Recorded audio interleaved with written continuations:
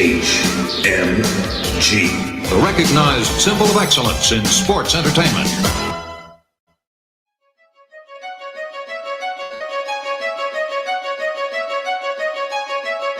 HMG.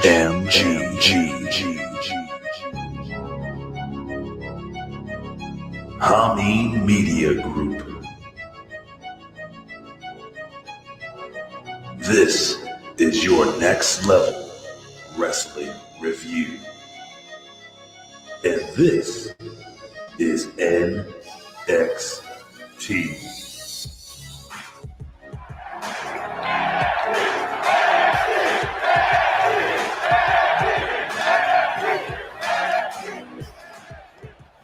Ho, ho, ho. I feel like I've done this before. I don't know. Maybe it's just me. Ladies and gentlemen, I am still stuffed up. I still can't breathe. I still might have COVID. But this is your next level wrestling review. And if you don't know who I am the reporter of the people, the man with the plan, Big Ray, here to stay to talk some lucha libre, which is your Spanish lesson, not mine, because I already know how to speak the language. It's your Spanish lesson for wrestling today. Ladies and gentlemen, I am not the hell alone.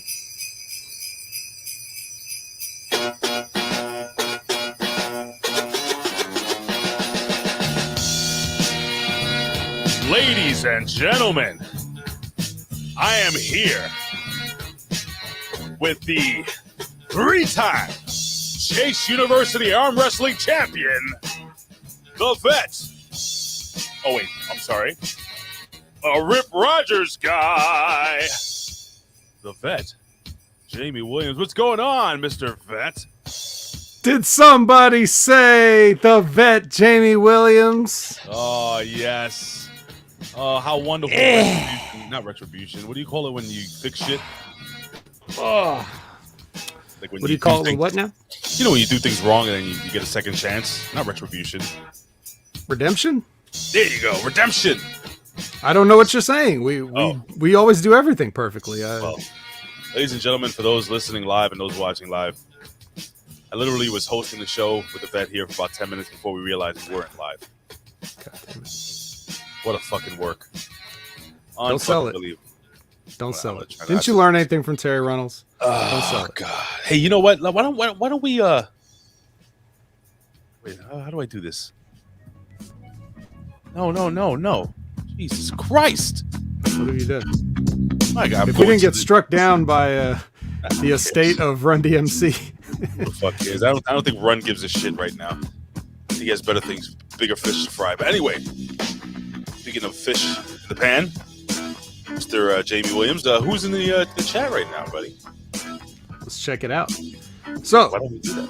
We got Canada Spaceman, Frank's Pickle Barrel Ass, J12, Cujo62, Lab Rat, Lizbeth, Nobody Worth Remember, and Yojimbo, or as you like to say, Ray, you personally like to say, Yojimbo. That's great, because you can see Ray exhaling the vape on the heme part.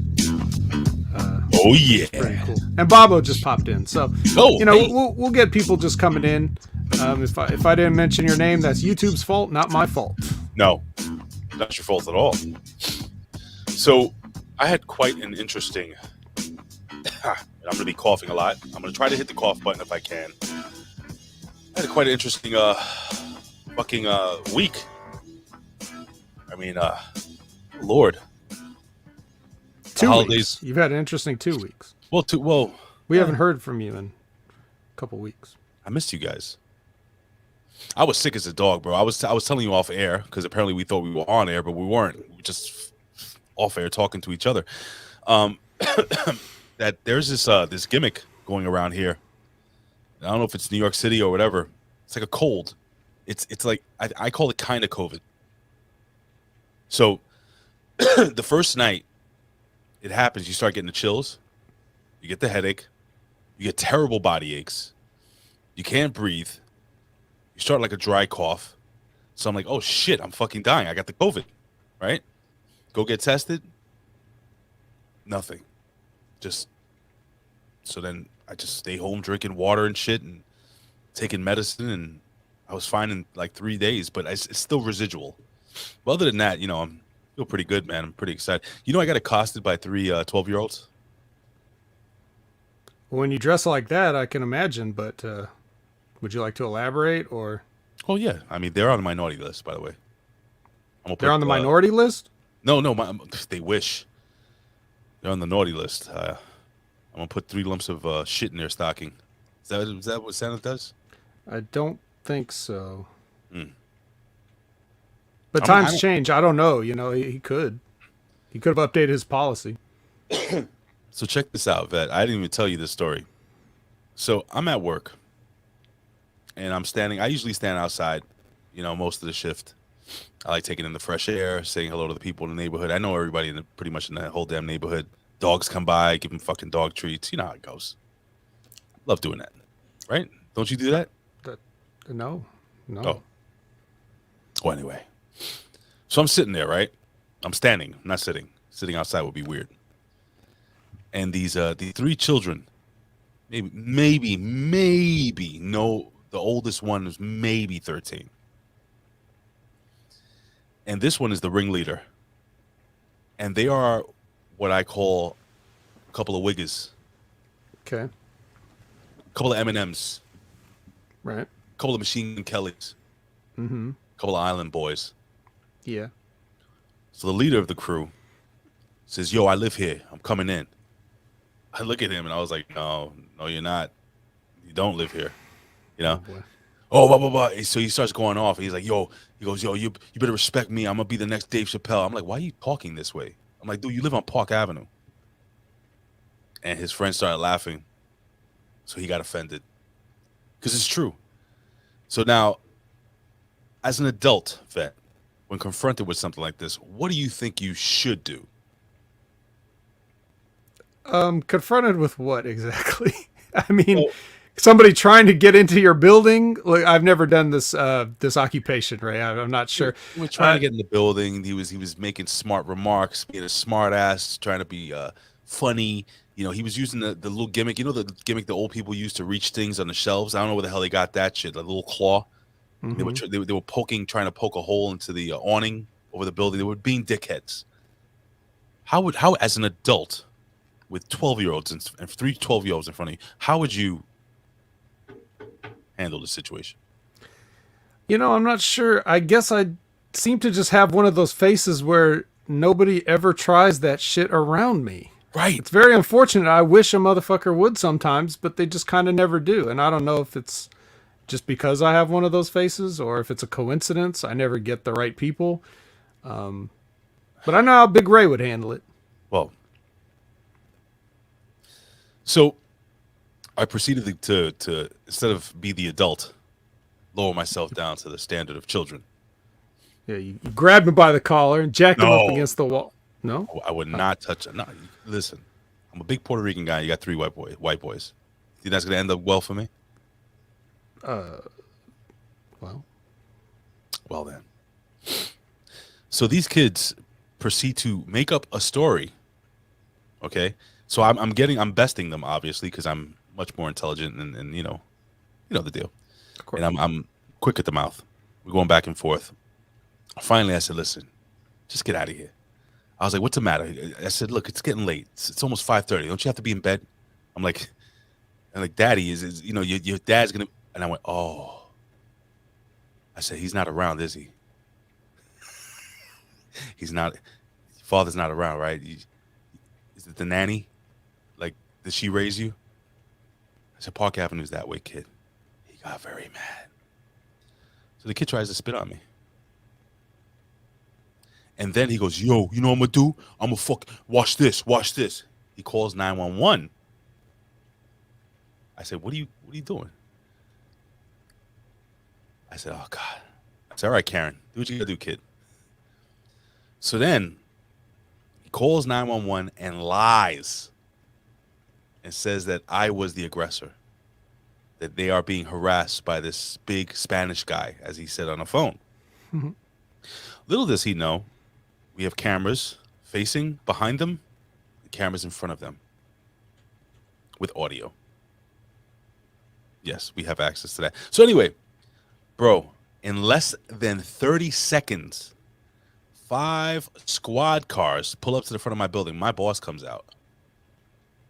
And I explained to him quickly, yo, this is what happened. This is going on. So finally, the kids are like, they totally changed their whole gimmick.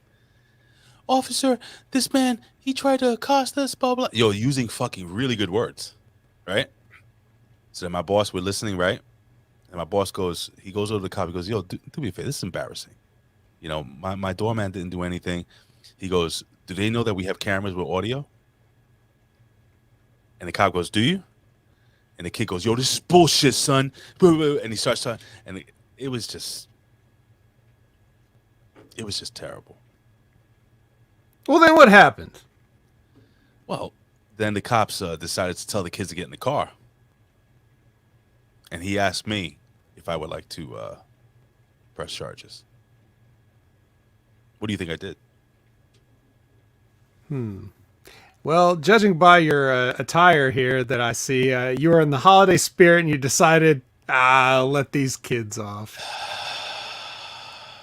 Those kids are in jail right now being raped. Ah, jeez. Yeah. No, I decided. In holding? Yes, in holding.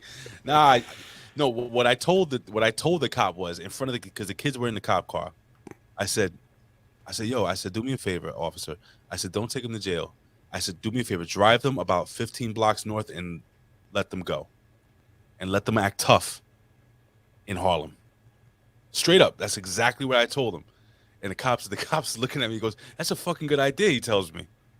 So he drove off with them. I don't know if he took them to Harlem or he let them go. But I told the other cop, I'm not pressing charges or whatever, because they have to fill out paperwork and everything like that. Just fucking an adult. That won't. Why am I dealing with 12-year-olds talking this way to me? Ever since the fucking Island Boys came out. Ever since they became a thing. How's your week been? Great. A few podcasts, the usual. I heard you were the Rad Rob.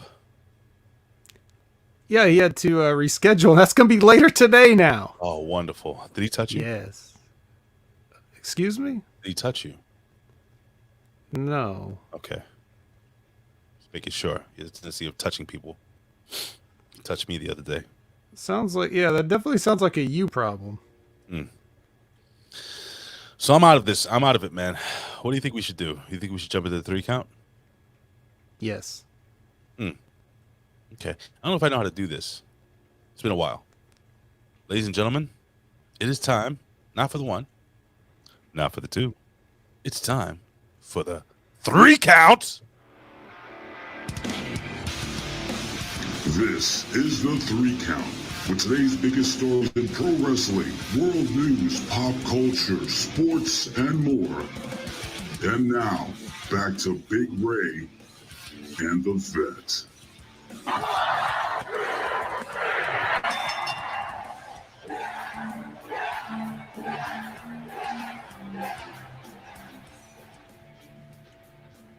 It is the 3 count.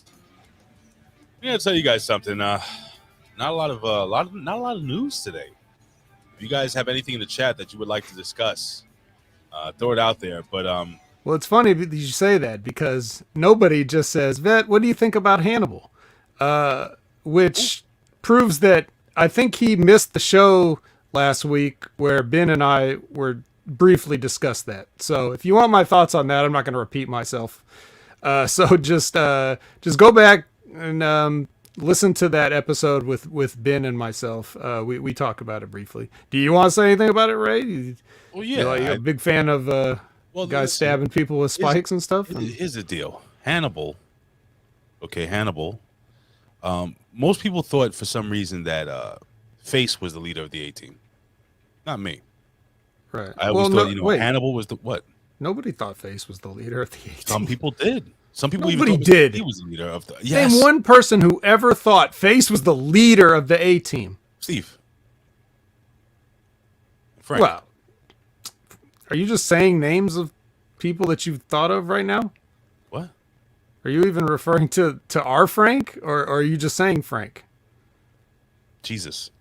Do you love Lamp? Jesus. You think? So, Nobody ever thought Face was the leader, but continue.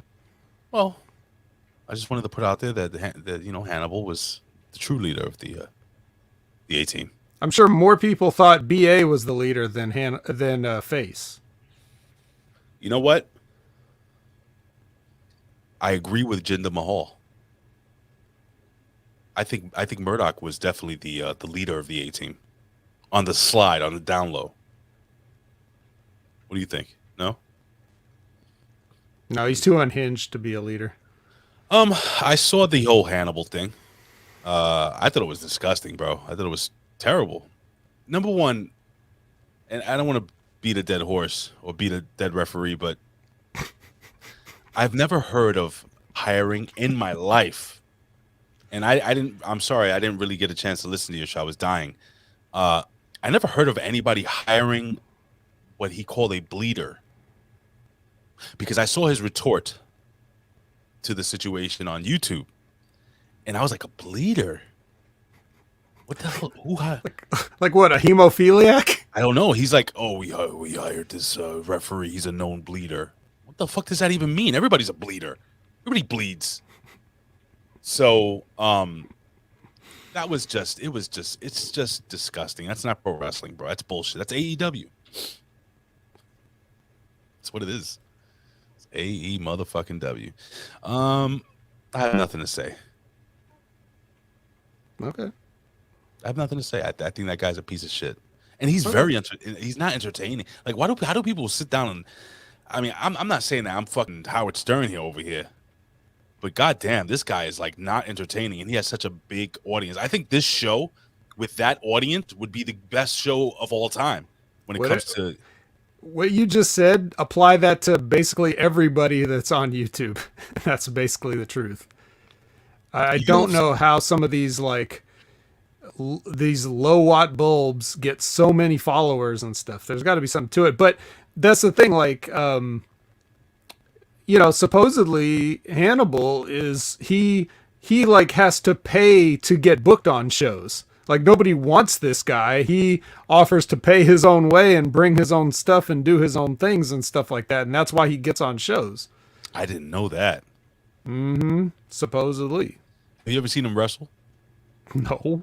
I've never watched him wrestle either, so I can't say. Is he any good, at least? Like, is he decent? Oh, come on.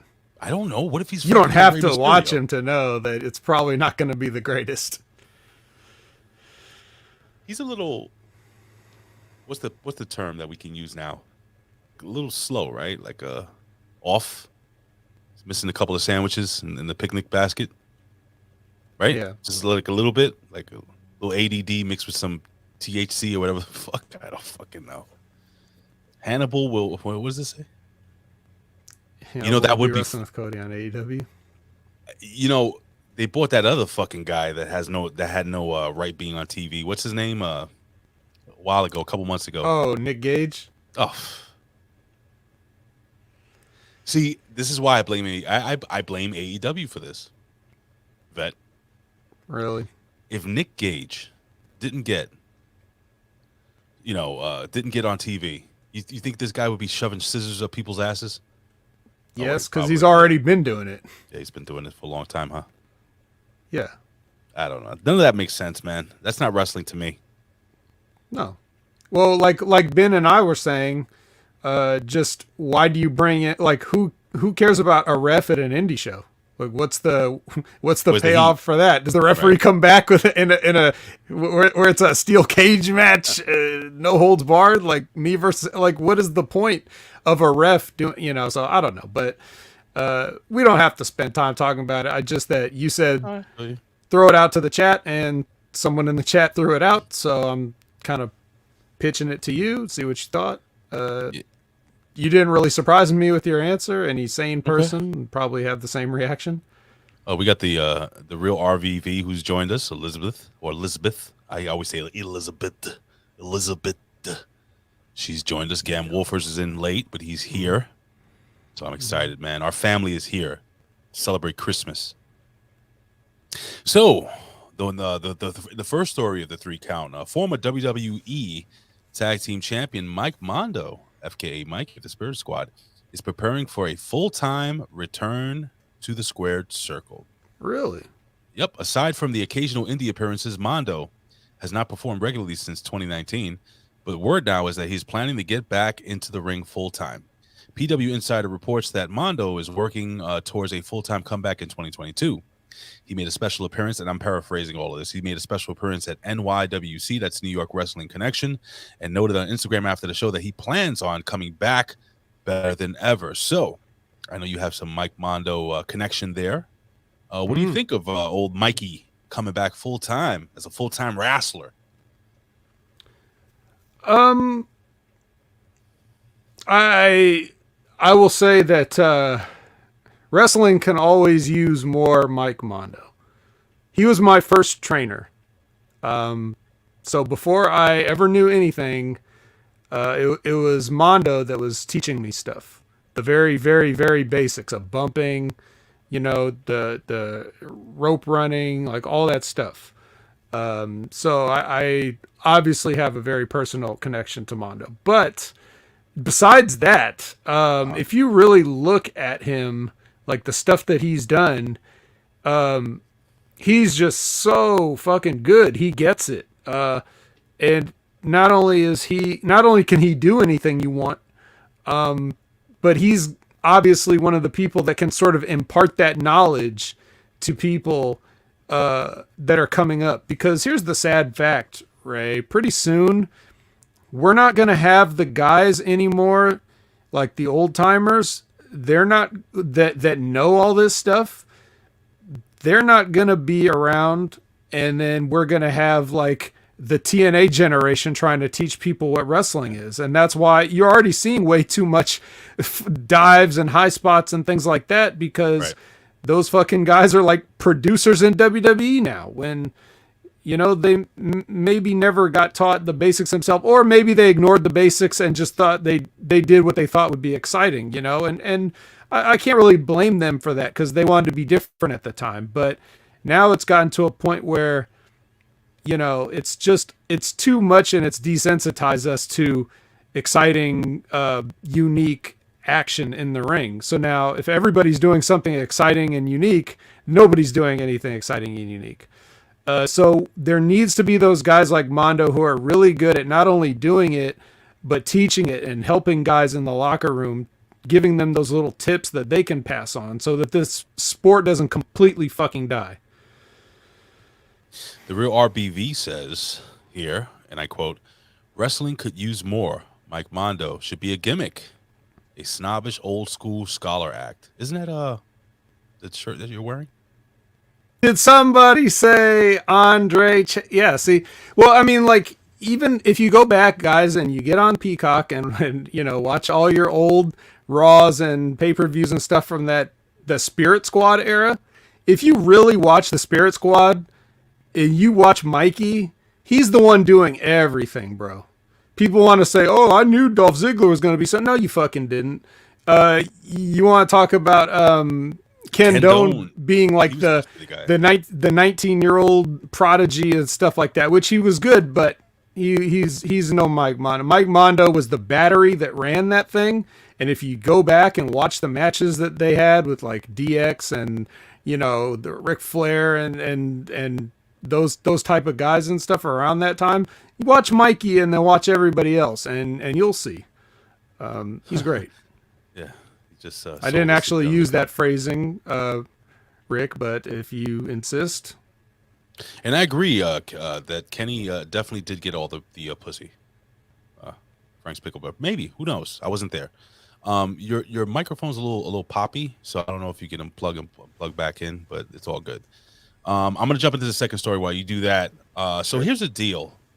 According to multiple sources, and this has been reported all over right now, Tony Khan responds to WWE's report that MJF, Michael Jacob Freeman, right? It's Michael or Mark? Maxwell. Malachi.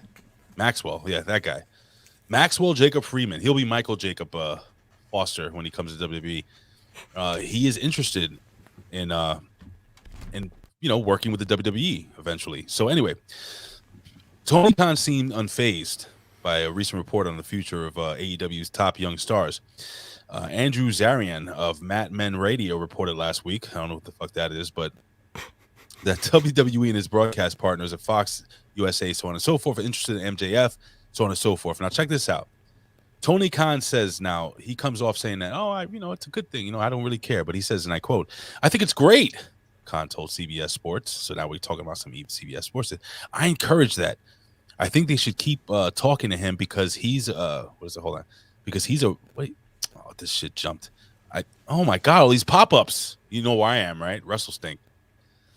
Let's do this again. I encourage that. I think that they should keep talking to him because he's a wrestler that's a big part of AEW and has signed here for a few more years. So he makes it clear that he's not available, number one. Then he says, so I think giving us that buzz because he's been getting ratings for his segments, so on. So he's putting this over. And he continues to put over the fact that, WWE had some wrestlers, I'm quoting Tony Khan here, I really wanted to sign here, Khan continued. And I signed Bryan Danielson, Adam Cole, Ruby Soho, and he starts going on putting over all the wrestlers that he signed away, quote unquote, from WWE. Mm-hmm. Should Tony Khan be scared that MJF may in fact leave AEW and become a pillar of the WWE? No.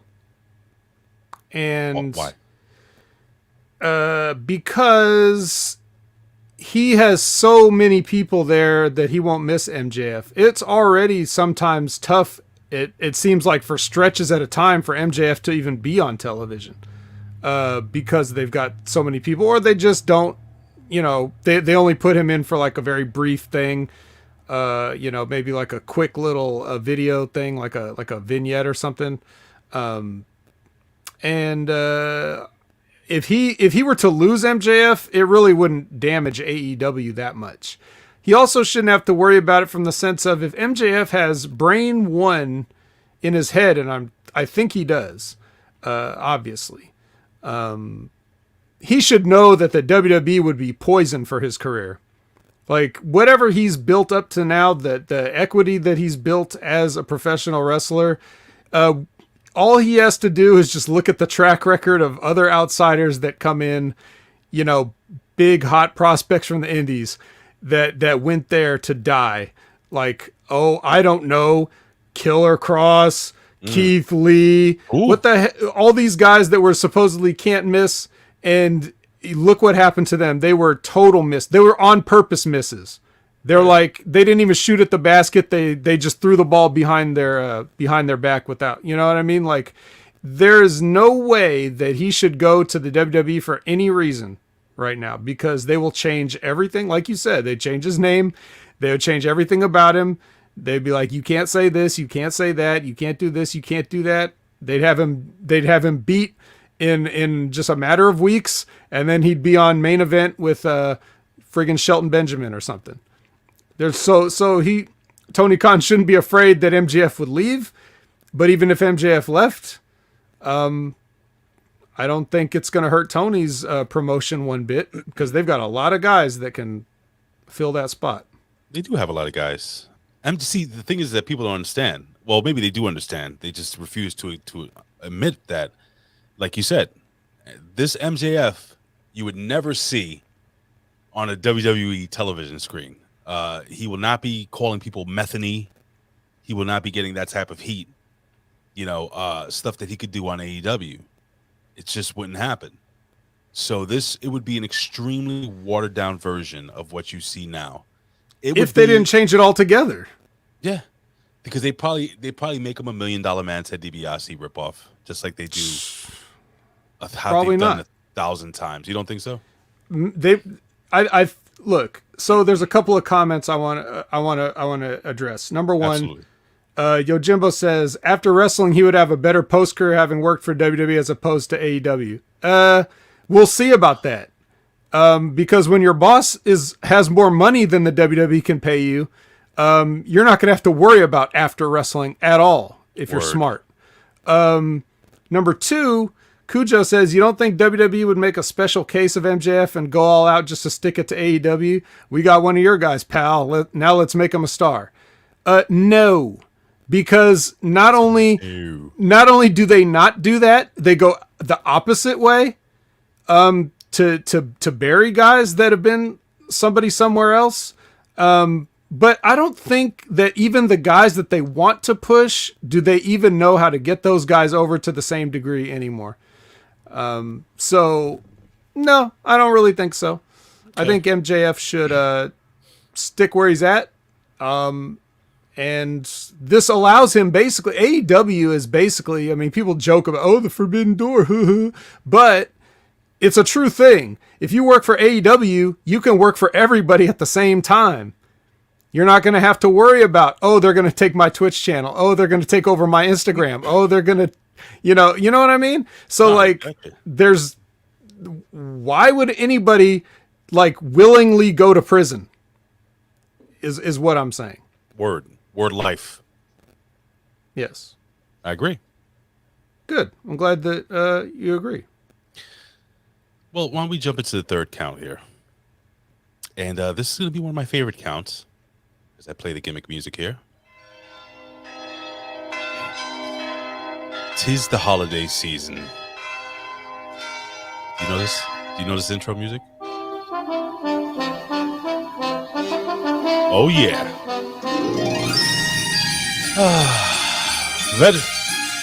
It is Christmas time. In 3 days, well, actually in 2 days, I'm going to be in my sleigh with a couple of big-breasted midgets handing out joy to all the children along the world. And I wanted to talk to you. What's up, Vet? You seem like you want to say something. Is a big-breasted midget just a midget with regular-sized breasts? Yes. Or are they, I was going to say, or are they big even for a normal-sized human? You know, you ever notice that midgets have fantastic asses? I mean, yeah, I get what you're saying. Well, so it looks just bigger and plumper on them. Same size. So anywho, I wanted to talk to you about some fun Christmas memories. And I wanted to ask you, Vet, can you pinpoint like 2 or 3 of your favorite all-time Christmas mornings, like Christmas gifts? Like something that you really, really fucking wanted and you got, and then you have to give me one terrible disappointment. You know what? I think they kind of go hand in hand. Okay. I'll tell you why. I'll explain. So, when I was a kid, I really wanted a Nintendo Entertainment System because it was kind of late. Because everybody, all my friends already had one at this point, and you know, my parents were hesitant to get me one. I think it was because they thought it would somehow turn me into some kind of like a couch potato that would slack off on my homework and, you know, just turn me into a general degenerate. You know, right. I guess that was the fear. All of which basically happened. But they turned you into Rad Rob. Yeah, they didn't want me to be a Rad Rob. You don't want that. So, yeah, Cujo 60, Nintendo 64 for everybody that's seen that great viral video of that kid. So I wanted that NES, and so there was this this one Christmas, there was this NES sized present under the tree. And I was like, oh yeah, yes, this is gonna be the thing. This is gonna be the thing. It's the size of a Nintendo. I was like, Mom, let me open this one. Let me open this one. Let me open this one. She's like, no, I don't think you should open that one. Here, you should open this one. And it was this. So there was this like giant box, you know, like the kind of the ridiculously giant boxes that it's like, you know, damn near like a full grown dog or whatever would be the Christmas present if you were to put inside this, right? So I opened the giant box, and just sitting in the giant box is a Nintendo, just like leaned against the side of the box. It's like at a diagonal thing in the box. And I'm like, whoa, my Nintendo, right? So I'm like, well, what the hell is going to be this Nintendo size present? So I open it up, and Ray, do you know what was in that present? Sega. It was no. It was Suffocated dog. no. Good guess. That would have been preferable to this. Oh, it no. was the Nintendo U-Force. What is that? Do you remember the U-Force? Who in the chat remembers the U-Force?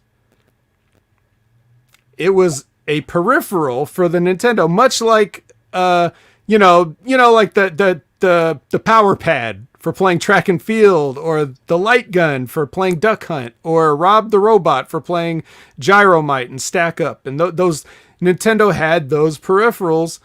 And the U-Force was like an infrared, it looked like a laptop. And supposedly it would read your motions so you could control the game with your hands. And on the commercials, they would always show like Mike Tyson's Punch Out, where some kid is like punching at the screen. Yeah, there it is. Yeah, it looked like a Battleship game, Liz. It looked like, kind of did, but with no pegs or whatever. So like, yeah, it was supposed to be like motion controlled way before, the Wii and all that stuff. And they would always show on the commercials some kid playing Punch Out, like throwing real punches and knocking out Mike Tyson and stuff. Like that was what they would use to advertise this. Well, it should be very little surprise that in 1980s technology, the shit did not work like at all. Not even a little bit. What are those hooks? What do they hook you down to the chair or something? Jeez, I have no idea. I don't remember. All I remember was that I ended up exchanging this for a copy of Super Mario Brothers 2 when I packed it all back in and realized that it was trash. What are those buttons? I couldn't tell you. None of them did anything, though. I waved my hands frantically for like 20 minutes, and I think little size Mario moved 1 pixel forward before he was trampled by a Goomba in level 1-1. So that's as much as I could ever get the U-Force to work. Yo, I've never heard of this thing in my life. Mm-hmm. Yep. What That's the fuck? So did you get the Nintendo though? Like I said, they swerved me by putting the Nintendo in the giant box. Okay. I got it. See what I'm saying? Yeah. Right. That's why they didn't want me to open the U-Force first, because that would, you know what I'm saying, spoil it.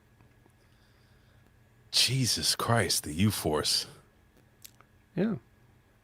And it's so funny because I don't know if it was maybe because I had an Atari before the Nintendo.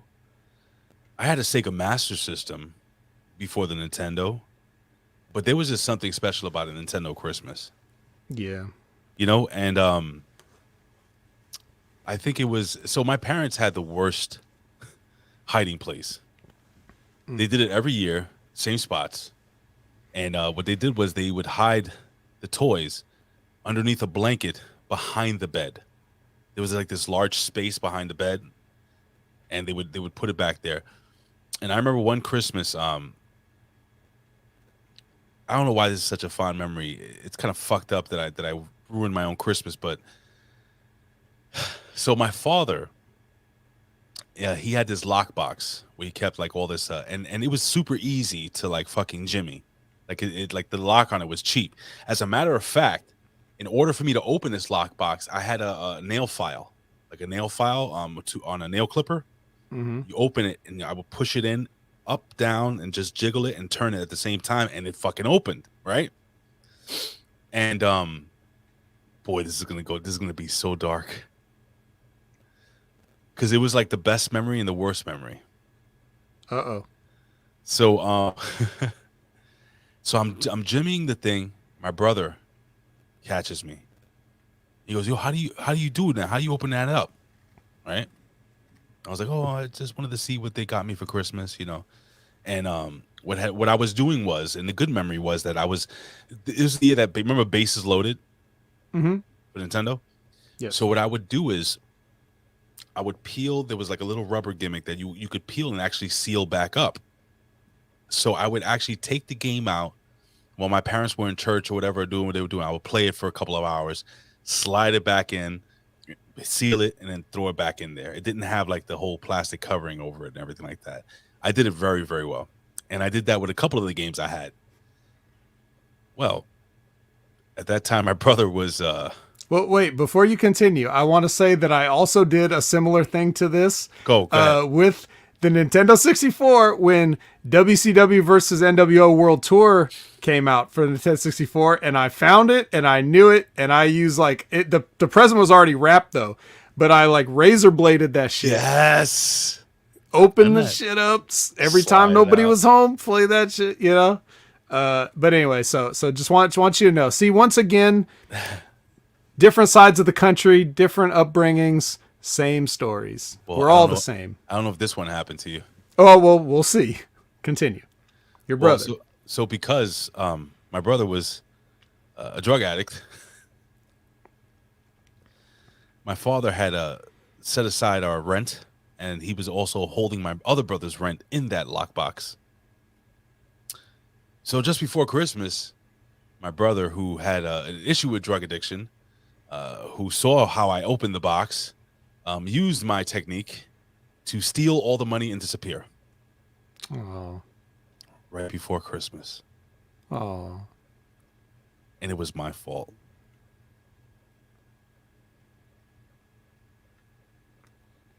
Save me, vet. Well, in the words of Detective Al Powell from Die Hard, which is a great Christmas movie, by the way. Yippee-ki-yay, motherfucker? No, that was John McClane that said that. Oh. Al Powell said, "Hey, man, how could you know?"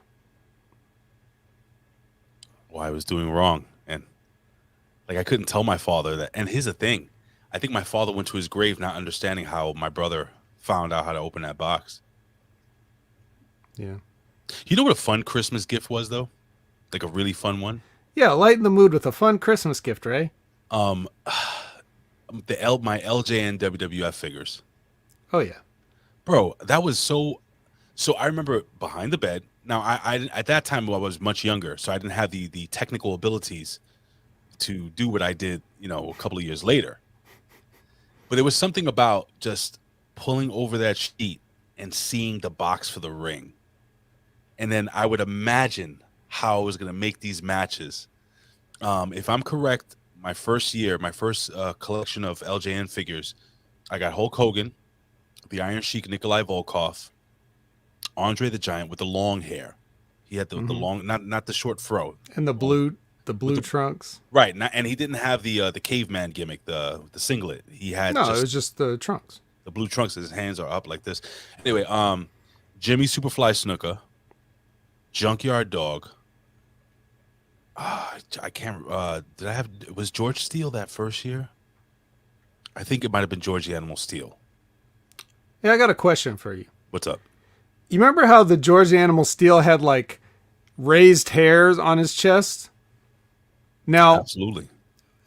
The one I had, they didn't color it, but on the package, they had coloring. Was that only on the package, or did they start coloring some of them, and then after a while, there was like, fuck it, we're not wasting the paint on that? That's a really good question. I remember very, very distinctly that George the Animal Steele did not have colored hair.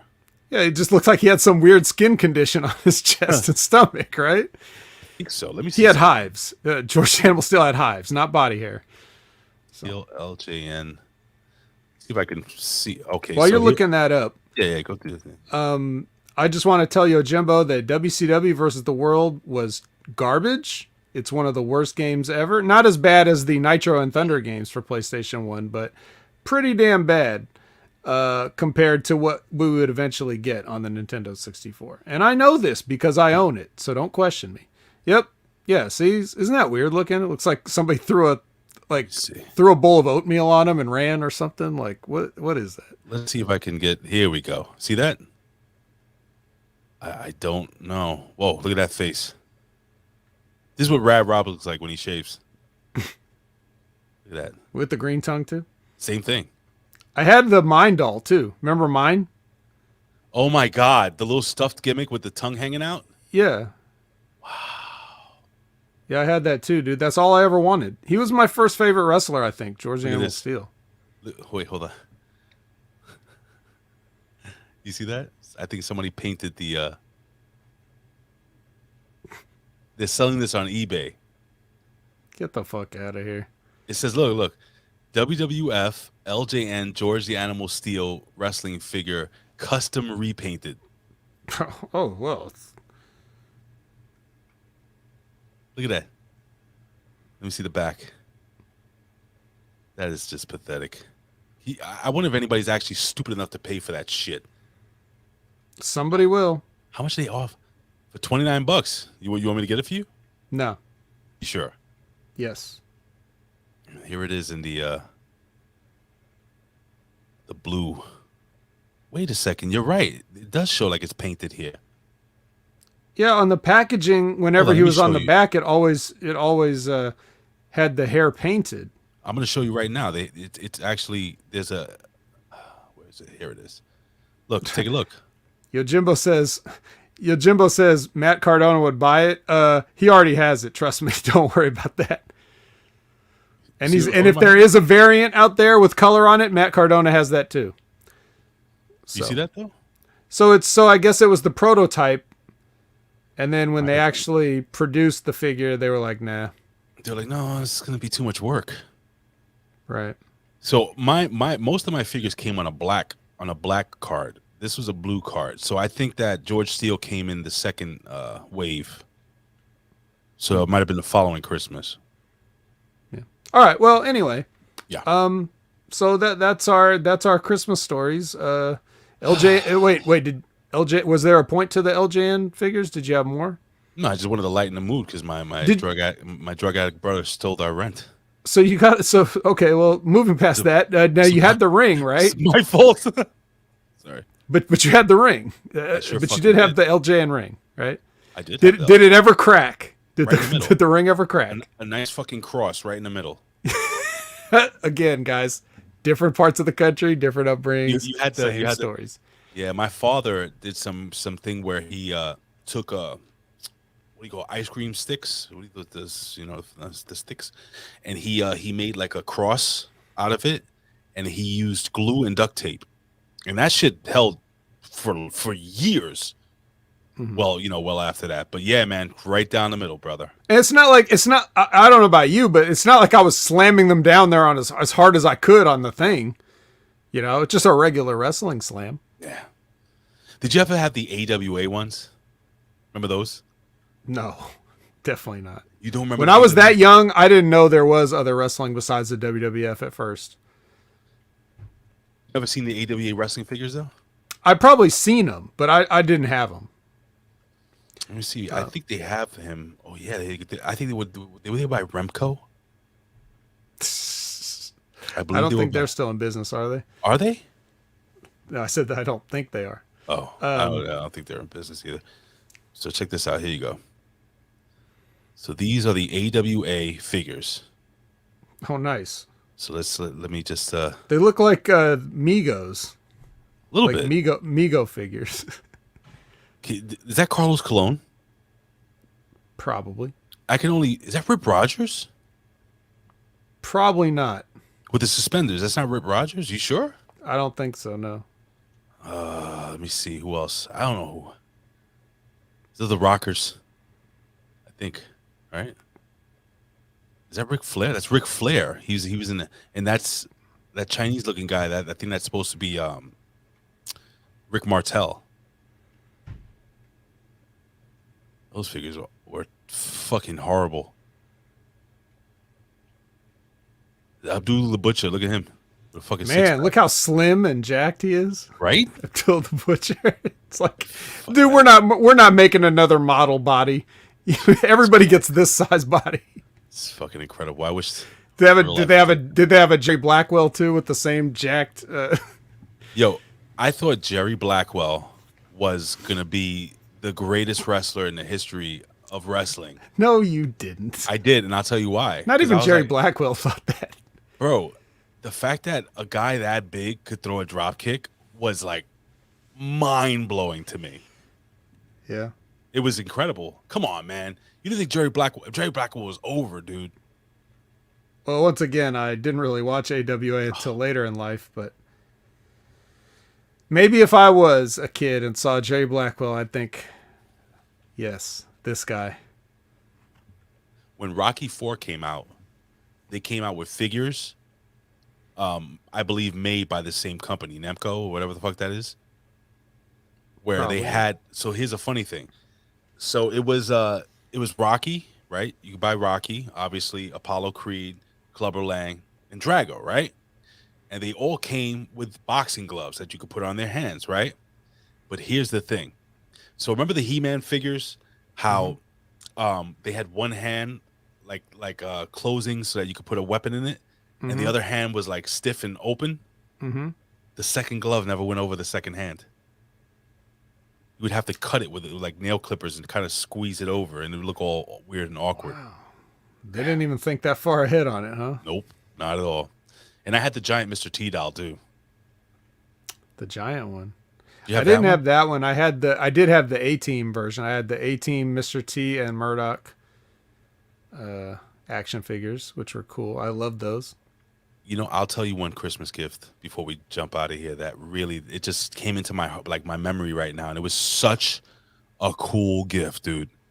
And it was when I got the Michael, what do you call it, Knight Rider, the car, and Michael Knight, the doll, and it had the button that you could press.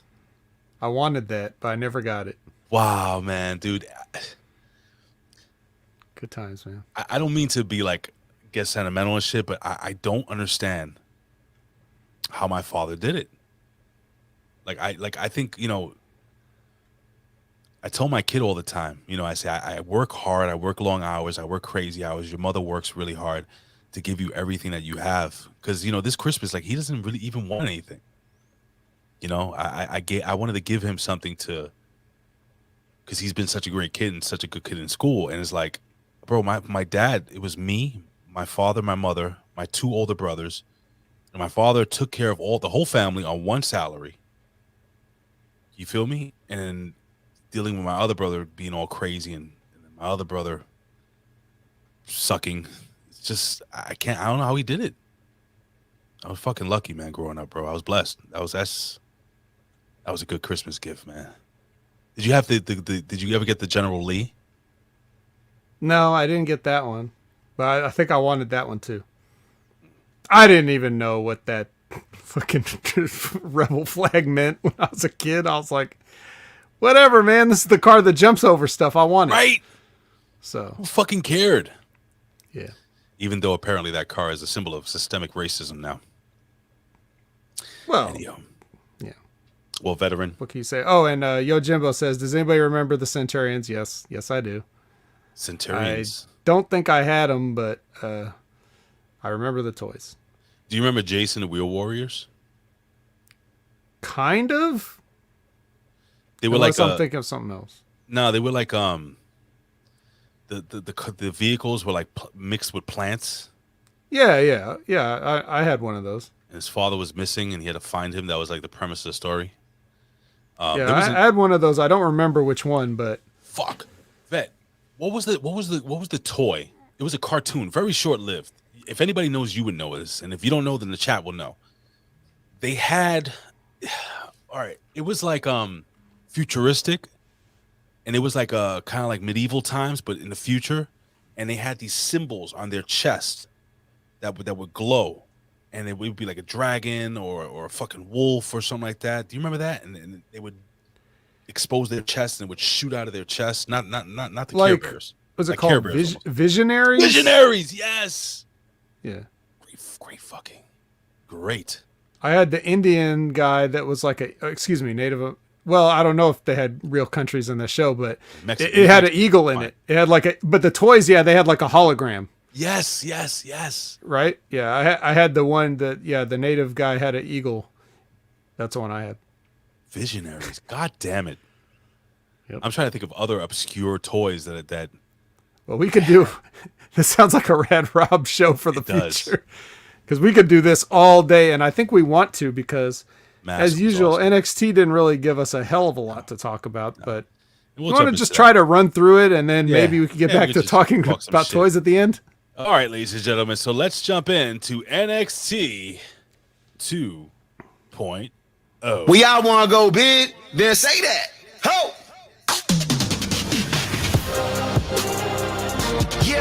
Boy, we doing big things. NXT big belts, big 2.0. brands, bigger than you ever seen. Biggest big could ever be. The go-home show to Christmas.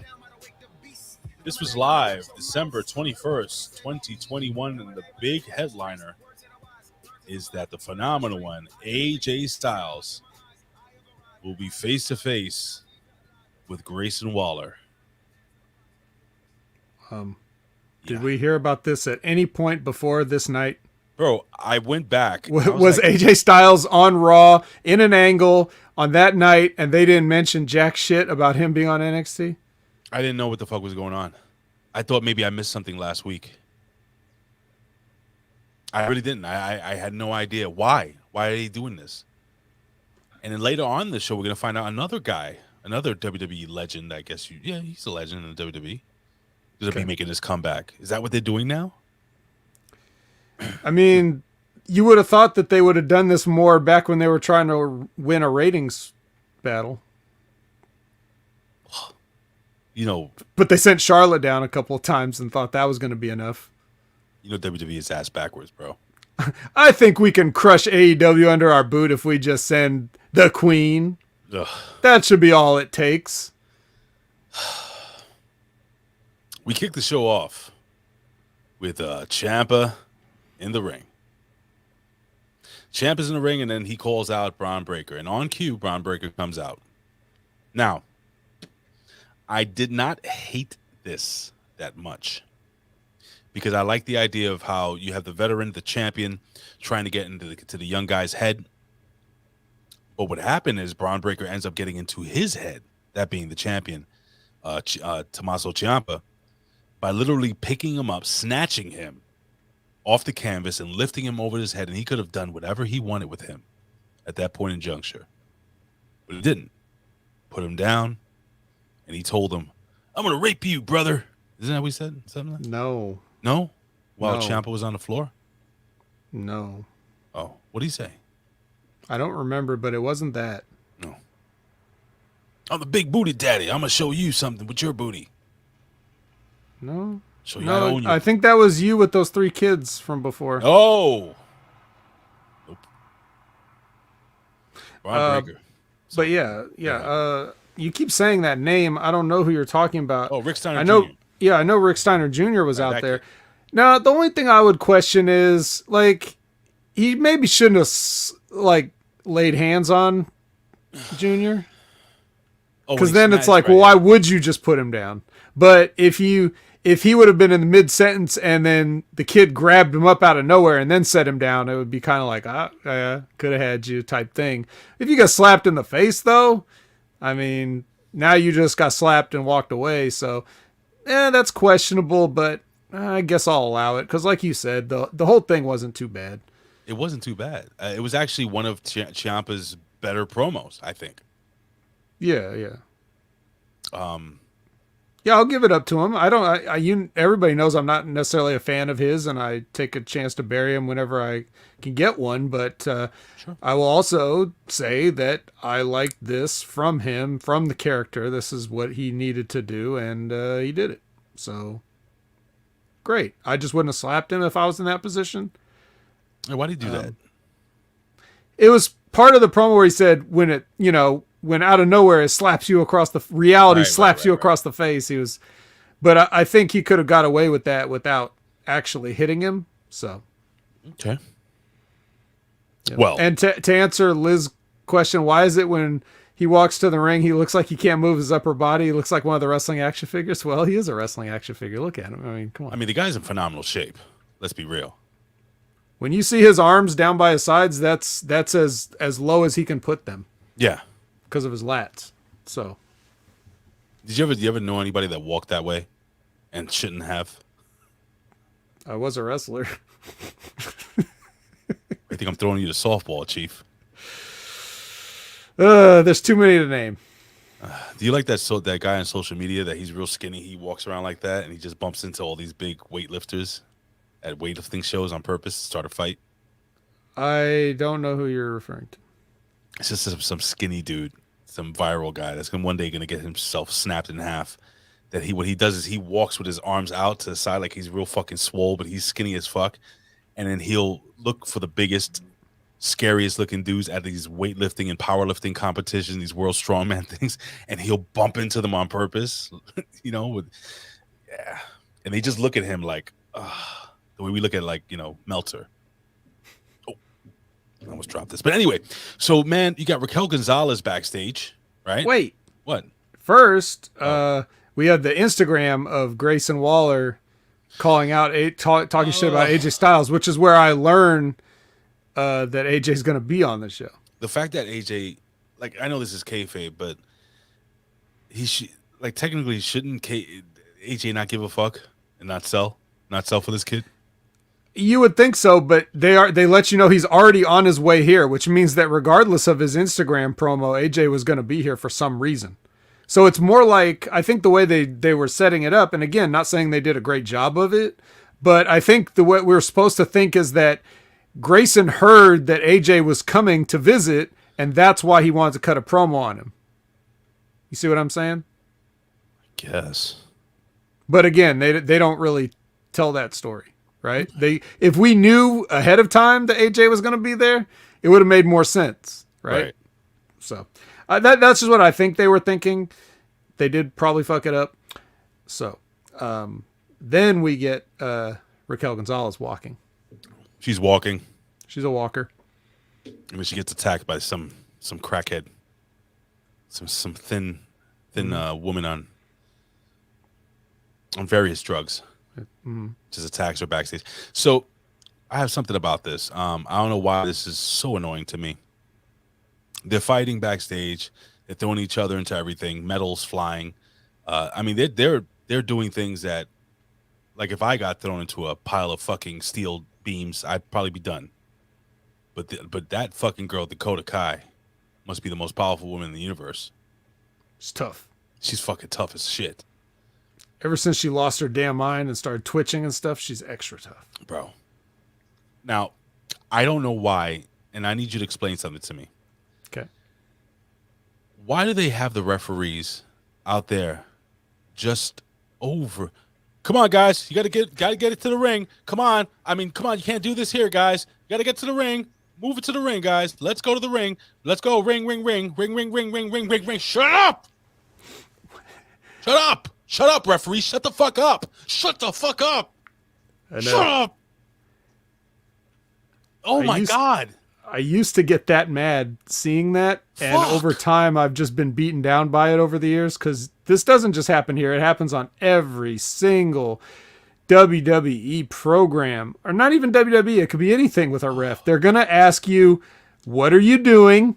Like, that's their favorite question. What are you doing? Like, why are you doing this here? You got to take it to the ring. Go to the ring. The ring. Yeah, you got to go to the ring. Come on. What are you doing? Yeah. I don't understand. I love it. It's funny that you brought that up, because I actually had in my note, bossy refs. I also had camera coverage. So do you like how she's just on her way to the ring, and then all of a sudden we get all these cool angles and stuff from different cameras? Like, they were ready for this? They were ready for the spontaneous beatdown that wasn't supposed to happen? They had cameras in place that they could go to camera 1, 2, and 3 to make sure you got the good angles on this unplanned beatdown? And it wasn't one camera. You're right. It'd be different if it was a shaky camera chasing him around. I mean, they had like the guy was up a little. He was elevated somehow. On camera 3. Camera 2 was the above from shooting from the ground up. Oh God. Oh, now there's some interesting questions here too that they're asking, like, such as Cujo says, why does a street fight have to end in the ring? Shouldn't it end where it ends? That's where you're wrong, Cujo. It's not that it has to end in the ring. It has to start in the ring to make it official. That's a question. Does it have to start in the ring? No. Yes.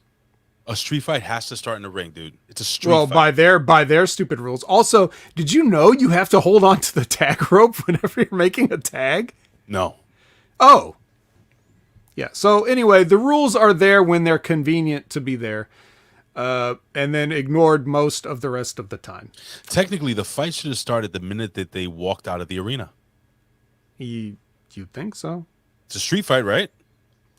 Yep. But since it's a sanctioned match, I guess it must begin in the ring and then See, the street fight though, they have. See, this is where the semantics come in with the WWE and their corny bullshit, right? Because a street fight has got to start in the ring and end in the ring, just like, a regular match. However, a Falls Count Anywhere match is different because there a fall can count anywhere. And a hardcore match is different because you call it a hardcore match instead of a street fight. And you can also put the name of the town in front of street fight if you want to add a little extra local flavor, So if you want to call it a Orlando street fight. How come they never do like a Lower East Side lumberjack match? I think they did. I think that's one of the titles I won. Or Sacramento Steel Cage? Yeah, they could do that if they wanted, but no one ever thought of it. You're the first person to ever think of it. There you go, ladies and gentlemen. Mm-hmm. There you go. I just came up with wrestling stuff. Yeah. Well, they eventually get into the ring. Mm-hmm. And these girls, they beat the shit out of each other. Mm-hmm. But were you shocked to know that the 6'8", 270-pound, all muscle woman cleanly defeated the Metheny? No, not shocked. But as soon as I saw kendo sticks come out, I disavowed this match. Done. Like you know the rules now. Yeah, I know. I don't blame you either. Excuse me. Yeah. Kendo sticks are fucking they're overrated. Yeah. This was by the way, I wanted to bring something out to you. Sure. So, when you guys were recording the Impact Attack, mm-hmm. I see that I was being very distracting. Do you know why I was doing that? No idea. Okay. I'm going to explain this to you. In no way did I want to come from work. And even though your show is top level, top notch, I love you guys. I actually love watching you guys on replay. But in my chat with Colin and Billy Ray Valentine, he literally was like, "Oh, guys, come on, get in the chat, get in the chat." I was like, "Okay, fine. I don't want to, but I will." So I did, and it seemed like you got annoyed. I just want you to know if you just want to do this. You want to do this on the air right now? Or? Sure. I don't give a shit, bro. It's not gonna hurt me personally. Well, it's not. It has nothing to do with you, but it's what happens to Colin whenever shenanigans start going on. He doesn't know. I know. The shenanigans are one thing, but the problem is that Colin has this bad habit of, if I'm in the middle of a sentence, he will interrupt me for no reason. Like, he'll just talk over me and get like and he's sitting there and he'll be in the middle of a sentence and then he'll just start talking about some bullshit or trying to get some joke over that could have been in the chat. So that's where the heat came from. I like how you set him straight. Yeah. So. But yeah. So now that we've derailed this program, would you like to get it back on track? Are you gonna be mad at me now? It hurts my heart when you're mad at me. Colin, I don't care. Well, that depends. Can you get the show back on track? So it took a Chingona bomb, which is just basically a power bomb with a little spice, through. I couldn't say that with a straight face. Through a garbage can to put this, and I gotta say something, Vet. You grew up in a rough part of town, or more or less like a nice part of town. I don't know if I asked you that before. Medium part of town. Okay, but there was some rough parts. Sure. Okay, so I grew up in a pretty rough part of town. Back in the 80s, and the early 90s, the Lower East Side was not what it is today. Even though it's kind of reverting back to the shit fest that it was back in the 80s, because New York stinks. But I've seen many crackheads jump out of second floor windows onto cars and just keep going. I've seen meth addicts literally get hit by cars, shot, stabbed, and it's like nothing. So I think Dakota Kai going through all this, being, allegedly being some type of a drug addict. I can see how this worked. That should be her gimmick. Maybe that's why she's twitching. Did you think about that? That's why she's itching and fucking twitching and shit. Maybe she's on drugs. Maybe NXT 2.0 is taking a dark turn. It's very controversial. I think they'll Right? cancel this angle, and You think so? I think Brian Alvarez can get this shut down if he. Well, not if Daddy has anything to do with it. That's right. Or a safe space. So post match, we have Raquel. She gets on the mic and she calls out Mandy Rose, but then is this when she's interrupted? I think we. Oh no, we get the hype word for Tony D'Angelo. They go to break after she calls out, and then we get a Tony D'Angelo little package for his match later tonight. Then we come back and Raquel's still waiting, and then Cora comes out. How'd you like that Tony D? Well, she ain't gonna be using the skateboard anymore because your boy, what's his name from AEW, called her out on it. Oh man, what's his name? The skater guy, Darby. Did you hear the whole thing that was going on? Not really. Oh, you didn't hear? I should have put this in a 3 count. So basically, what happened was Darby Allin went at her, and I'm going to paraphrase all this. If anybody in the chat knows exactly what he says, but here's the gist, Vet, okay? So Darby Allin calls her out for appropriating skate culture. Is that right? Appropriating skate culture? It sounds like something he might say. Right. So basically, he was saying that, hey, stop faking like you're a skater. Skating is my life. And she snapped back, and she's like, well, being a nice person and not being arrested for domestic violence and all this other shit is, so she calls him out on his very dark past and the fact that she's a good person. She's like, well, that's my life. I'm a good person, not like you. And they were going back and forth on social media. It was kind of a story. But then she comes out without the skateboard, so Darby wins. Yeah. Darby over strong. Although what? She's hot. She's a little hottie, bro. She didn't. I mean, would it have been silly for her just for this purpose to come out with a skateboard? Because I think she could get away with not doing it if she's just going to go to the ring and talk. Like, usually she brings it with her for her matches. Hold on. Scott says I got it wrong. So, Scott, can you fucking break it down for me, Chief? Somebody? And Scott's mad at you, by the way. Why is Scott mad at me? What did I do? He didn't say. He just said that he was mad at you. Scott, you're mad at me? What the fuck did I do? Yeah. Scott, what did I do? And Spaceman also points out that Cora has a hurt arm. Probably from skateboarding, not actually from War Games or anything. Yeah. Scott, so. I need to know why Scott is mad at me. Vet. Yeah. Yeah, you have to remember, guys, if you're going to say some stuff like that, you can really throw Ray off. He's very sensitive. Shit fucking hurts. And he's all in his feelings, I think. Kids say that now. I'm not really sure. I'm not a kid. No, see, look, Canada Spaceman has me backed up there, Vet. Okay. Well, good. Yeah, it is. It's But maybe he's talking about something else. That's Look, what I don't she said. know.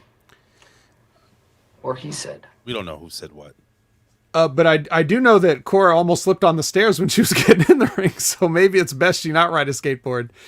I don't know if you guys caught that, but she was walking up the stairs and she did like the little, when you fall when you're asleep and then you start to dream and then you dream that you're about to trip and you wake yourself up. Like it kind of looked like that. I've had the thing where I'm falling asleep and I feel like I'm falling off the bed. Or like in your dream, you step off a curb the wrong way or something. It's just, yeah. My wife is pissed at me. That's happened to me where she gets pissed at you for that, really? Well, even though it's out of your control. Well, she's really pissed at you. You have to go sleep on the couch because she was slightly inconvenienced for 2 seconds. Not like, whoa. Is that the kind of woman you married? God damn. Do I have to have a word with her?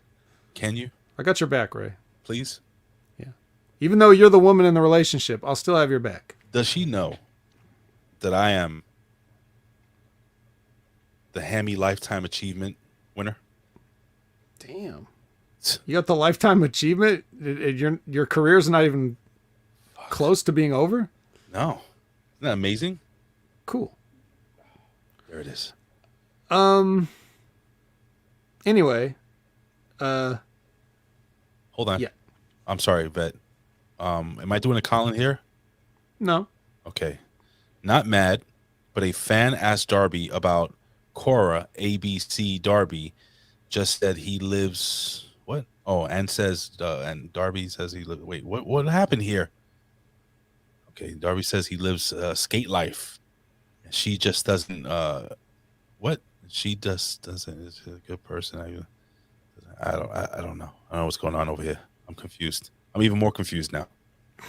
Well, let's just move on and get to the part where Mandy checks in with her selfie FaceTime from the pool in a bikini.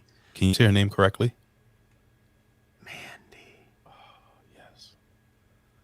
Yohimbo. I miss that music she used to have after. Remember like when she was in the team with Sonya and stuff, and it would like they used the soft focus lens and everything. Anyway, I do. She's a fucking fine piece of American. She meat. makes a three-way. A three-way match for New Year's Evil, and then Toxic Attraction jumps Raquel and Cora from behind with kendo sticks. So I'm done talking about it. If you have anything else to add, now's the time. Shit, I just spilled coffee on Mess my yourself. Santa suit. No, I don't care about this. But yes, they will have a it's the first thing that came to my mind when I saw this, when I saw Mandy make a three-way match, is that I thought of you.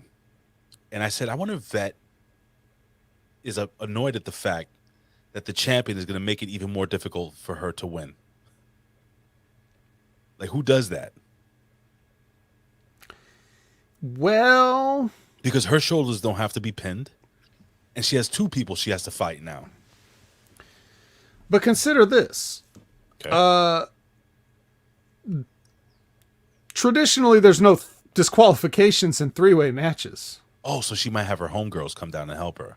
Yeah, That's the big plan. Got it. could be. We'll see if they're that smart. No. It's Right? NXT, bro. Right. Kidding? Yeah. Anyway, what happened next? We get a reminder of Spanky's flight. And I was like, what? yeah. Yeah. And then we hear from Joe Gacy on Harland. He says Harland was triggered, and that's why he, threw Brian Kendrick down a flight of stairs. So pretty much it. Thoughts? Are we at the point where excuse me, where Brian Kendrick cuts the promo? No, right? No, that's a little bit later. All right, so I thought it was fine. Okay. And Grizzly Young veterans are watching the video of the Creeds. Now, you saw this video of the Creeds, right? Yeah. That was going around, I guess. No, I didn't know anything about this. I'm serious. I don't. The one where they've got like the 300-pound barbell or whatever, and they're like passing it back and forth to each other and doing backflips and shit in the backyard. That I got the gist of. I didn't know that was a shoot. Like they had really been doing that. There was like a whole video on social media. I can't remember who posted it. It might have been, God, who was it? Somebody. It seems like somebody from NXT posted it with the eyeballs looking emoji. Like when. So anyway, they're watching that, and they're probably planning their next heist or whatever. And then we go to Indy doing Stevie Richards Fitness with Persia. Mm-hmm. And then Waller comes in and interrupts, and he says, hey, us Australians got to stick together. Now, I erroneously said last week, because Ben asked me if he was from Australia, and I said I thought he was from England, but apparently he is Australian. So I apologize for that mistake. Australia. He's from Australia. Yeah. He's from His Melbourne. accent's iffy. It dips in and out of everything. Right. Sometimes he doesn't have one at all, so wasn't sure. But now, I have the soundbite of Spanky getting thrown off the stairs. Here you go. That was him being thrown out in the hallway. Is that going to make the roadcaster? Oh, God. Yeah. Yo. Liz says, when did we see Pajama Girl behind Vic and Stu with her pillow? Did that happen? I must have missed it if it happened. No, I didn't see it either. Elizabeth. Maybe it was last week. Did that happen last week? She came in. She did something last week. She popped up somewhere and then went back down. I can't remember what it was. They need to have her with what's the George the Animal Steel doll you had as a kid? Mine? Yeah, she needs to have a mine. You think that would sell right now? What does she have right now? Like the long pillow, the body pillow thing? Elizabeth says Yeppers Peppers. That was adorable. Yo, Jimbo says, why are all the wrestlers coming from Australia? I don't know, man. Wouldn't you get the fuck out of there if you could? It's forced. Anyway, It's Australian great for question. wrestling, mate. So next we get Grizzly Young Veterans versus the Creed Brothers. Jacket Time brings their own announce table and does a little Japanese commentary. She has a My Pillow, says media. Interesting. Yeah, so the match ends up breaking down and it gets I don't know if somebody gets disqualified or thrown out or whatever. Oh, but this is the Creed versus Yeah, it's like it turns into a schmoz. I think we're going to have some kind of 4-way match between these teams because the country duo comes out. Like everybody it turns into a good old fashioned schmoz. what would you call it? Slobber knocker. Yeah, that too. Hey, God bless JR, man. Yeah. He's really going JR's through it doing right now. He's good. JR will be fine. He's fucking tough as fuck. I love I have such a love for JR. I'll tell you what, JR's not going to miss a podcast. God bless him. Goddamn boy. Goddamn. Unlike some people. Hey, listen. I could have had COVID. Coulda but didn't. I had COVID at Jace. COVID light. It was really bad, Vet. Like my body felt like I was beaten. Have you ever been jumped before, Vet? Not in a wrestling ring, like in the streets. No. I got jumped twice. And that shit stinks. Because you're punched all over your body and kicked. So Okay. it's not good. I guess time will tell if I'm ever going to miss a podcast due to illness. I have a stab wound. Want to see it? Or stabbing. Yeah, I got stabbed when I was a kid. You have to do better than stab me if I'm going to miss a show. You have to shoot me or something in the mouth. When you get stabbed, you don't even know that you got stabbed. Well, then that should be even easier to do a podcast. You could probably make it through a good hour or stuff before you're stuck to your seat in your own blood. Oh God. I want to stab myself in the face. Yeah, speaking of stab yourself in the face, here's Trick and Mello are up next with Mackenzie. Excuse me. You know how we do this, right? Wrong song. Yeah, that's the Bud Light presents Real Men of Genius. Real man of genius. Today we salute you, Mr. Gangster Rapper Posse Member. Mr. Gangster Rapper Posse Member. Okay. We're good. I need that. Yo Jimbo says, wish JR did cannabis. Do you not know JR? What did he say? He said, wish JR did cannabis. I said, Jeez. do you not know JR? Jim Ross. He calls it chocolate cake, for the record. Yeah. He likes marijuana Yeah. a So lot. EO and the Legado del Fantasma guys compete for treatment, I guess, is the best way to put this scene. Dude, what a stupid. That was so stupid. Hey, bro, when Carmen Sandiego walked up, for a second, I'm not kidding, I thought it was Nia Jax. I was like, Nia Jax? Oh, okay. I got something to say about her when her Not a match flattering comes. angle. They should have got one of the other 3 cameramen from that street fight. I have something to say about her because she is an enigma wrapped in a fucking. What's the saying? A pig wrapped in a blanket? Is that what you were Oh going to wow! No, it's. say? No, I thought that's what you were going to say. Oh, it's. Go, you know the thing. That everybody says.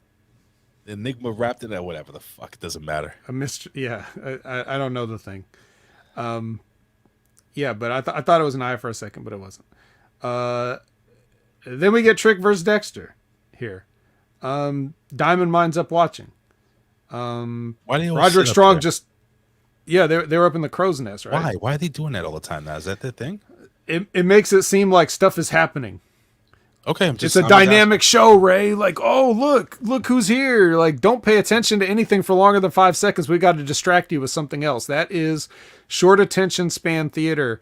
It's what we got going on at NXT. They never let you just sit and enjoy something. They have to either interrupt entrances with promos or they've got a pitch to oh, look who's up in the crow's nest, or they don't trust you to just sit still.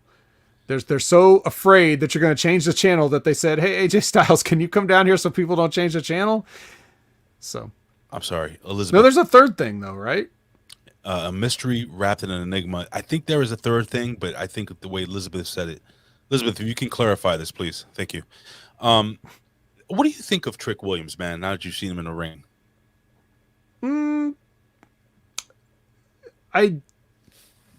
It's kind of impossible for me to gauge how long he's been doing this. He's either a guy that's been on the independents for a while and is not that good, or he's a fantastic person that they've coached from the ground up. Nobody says it's enigma in a borscht. what's a borscht? I believe it's some kind of tomato soup. Russian tomato soup. Merry Christmas. It's red, right? It's a good festive color. We're wearing red. Show your shirt, man. Show your shirt. Oh yeah. Just in case anybody's late joining us, did somebody say Andre Chase? Because nobody did on this show, because he really wasn't on it. Andre Chase. So good.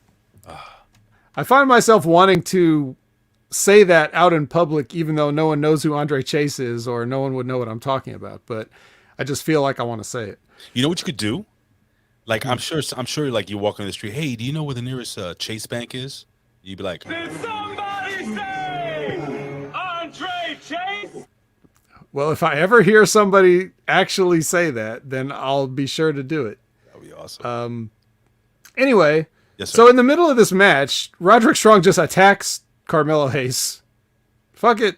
Coming down out the booth. I'm going to attack him. And then after the match, because Loomis wins, he ends up choking out Trick. And then and you could tell that the ref knew it was finally time to stop it when Trick let go of the shoe he was holding. Yes. So when the other shoe drops, that's how you know, like, he's out. Wasn't the fact that he was foaming at the mouth, No. or his eyes Just, were rolling to the back of his skull. Right. So Grayson Waller attacks Dexter Loomis. What? And Dexter obviously couldn't see Grayson Waller because he was out of the camera frame. You know? That's one thing that I really think we can do without in wrestling is the thing where somebody is clearly right there. Like, and then because the camera shot is tight on the person, they're going to act like they can't see. They did this on SmackDown once, Ray. I'm sure you didn't see this, and I don't remember who it was. This was months ago. But somebody was doing like one of those interviews in that little fake ring with Kayla, and they're just doing an interview, and the camera's like on. It's got the two shot with whoever this is and Kayla, and somebody else just comes in right from the front and attacks them. Like, you wouldn't have seen the guy like walking all the way down the hall up to you With a gun. Yeah, with a gun. And just, you know what I mean? It's so terrible. This is Kevin Dunn. Like, this is his idea of smart. I know that. Even if he's not actually in the building doing this stuff, it's like, these are notes guys are getting. Like, they're learning from guys like Kevin Dunn. Like, this is how we do production. That's why every time somebody does a punch or moves, the camera has to like zoom in, you know, every 2 seconds or whatever. Why you got to cut on every single move. Oh, when there's a brawl going on, it has to be cut. Mm-hmm. Dude, if a guy does 10 punches in the corner, they will cut on every punch. Yeah, I know. It's so bad. It's not a hey, do me a favor. It's not Jimmy's fault. This isn't. I don't think this is what Jimmy works on. No, I don't. I don't so think at all. Jimmy is a truck monkey. I think he does other stuff. If I had to guess. Well, I'm glad. I'm glad Jimmy. Got to do what he does best. Not chasing his dreams. Did somebody say Andre Chase? Wow, that's cool. I got an echo effect on Yeah, that you one. got the echo on there.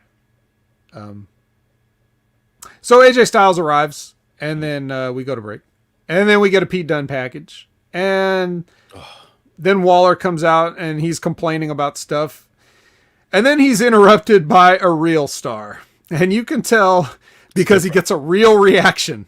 Like when you hear the people's mild reactions for people, like when like a junior comes out and they're like woo, or a Ciampa comes out woo, Yeah, and then AJ Styles comes out and it's like there's twice as many people in there as it sounds like there is, right? you got everybody with their fucking cell phones out. Yes. Like somebody important is here. Mm-hmm. Did we get to the part with the kids yet? No, right? Not yet. Okay, because okay. Yeah. So yeah, we get AJ and Waller, but nothing really happens. It's kind of just standard, boring wrestling stuff. The old, you want to fight right now? You want to fight right now? No. That. Great. All right. So I'm looking something up. So okay. I will move on unless you had anything to add about that underwhelming AJ Styles appearance. no. Not that I No. expect him to like have a match or anything, but they've sparked something here, and we'll see what comes of it. Probably a match. You think so? Probably. We got the Diamond Mine, and this is where Malcolm Bivens is doing a promo, and they say they're coming for Mello. Basically, they want that North American title, and this is the line. Maybe not the line of the night, maybe not the line of the week, maybe the line of the year, where Malcolm Bivens goes, "Merry Christmas, ho, ho." Yes. Ho. Yeah, He dude. should have just stayed with the hoe. I'm a huge fan of a grown man calling another grown man a hoe. I just always have been, always will be, and this was perfection. Hey, Tony D'Angelo. So. Hold on. Somebody Yes. wants to, who's the Buckshot Kid, wants to know if we're talking about toys. We're not talking about toys yet. We will soon. Almost there. Fair enough, Vet? Yes. Okay, cool. If we can get through this. Yes, we're trying. So after this was the MSK thing, where they basically play this out as if it was all a dream. They used to read Word Up magazine, saw him Pepe LVD up in the limousine. Or was it because when they wake up back on the bus stop where they started, they've got the the Snavits in the Fernum. Well, my question is, were they hanging pictures on their wall Yeah. every Saturday? Every Saturday. Rap Attack. Rap Attack was the Magic Malama. Yeah. So at first, when they ended up back in the bus stop, I was like, they did not do this whole fucking thing is a dream bullshit. Mm-hmm. So I was happy to see it wasn't. Mm-hmm. And next week we will have the Shaman, if I'm correct, here at NXT. Is that right? I think so. I think he's going to be there. What's the end? But they advertise it as their MSK is going to call out Imperium. I guess they weren't watching the show because there's already 4 tag teams that are trying to fight Imperium. So what is the end game? I'm With the Shaman. With the Shaman. They're gonna maybe win the titles back, and then he'll just fuck off back to Raw. He's got his own tag team tournaments to worry about. Let me know when we get to the kids. Don't worry, I would never miss an opportunity to let you. So anyway, this MSK thing is so shitty, right? It's so corny and it's so fake. But this past weekend, I watched a little thing called Throwback Throwdown 2. So as far as I'm concerned, this is all fine. This is What's all that? perfectly fine. You don't know what Throwback Throwdown 2 is? Big Ray? I don't know what 1 is. Or 2. No. That's good. You're living a blessed life, as you said. Your blessed life continues to this day. If you don't know what Throwback Throwdown 2 is, nobody that doesn't know what it is, don't look it up. Don't go find out what it is. Just know that everything's all right. Now that I've seen that and had that in my brain, anything NXT can do can't hurt me, man. I'm good. Is it wrestling? No, you can't call it that. So we're just legit gonna just move on. Like, yes, what is it? 100%. Okay. If you want to hear more about Throwback Throwdown 2, you can listen to the Impact Attack. Oh God, no. With Colin and Brandon on Hameen Media Group Channel Attitude. I guarantee you will be sorry. I mean, these guys were falling asleep during the whole show. Yeah, very disrespectful. You talking about Ridge and Idris? They were falling asleep. Idris Elba. Idris Enofe? No? Idris? Oh, we're here. We're all the way down here, huh? Yeah, we've moved along. We've chugged along real quick. This match was the old this guy gets his ass kicked and then he gets a pin and then gets his ass kicked again gimmick. That's what they do. Yeah. I mean, does this, in your opinion, Ray, does this get anybody over or does it bury both guys? Buries both guys. Because okay.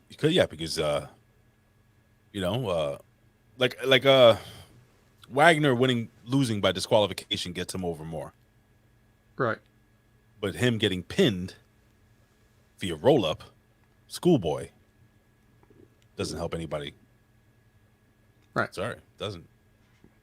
Because we all know Idris is, well, I mean, maybe he's the next Rock. Who knows? Right. Well, don't you think that we could have established Idris with a couple of wins if you were going to go this route? Alternatively, they give him a couple of losses and then he beats this guy who's killing him. So it's like they got the worst of both worlds with this choice.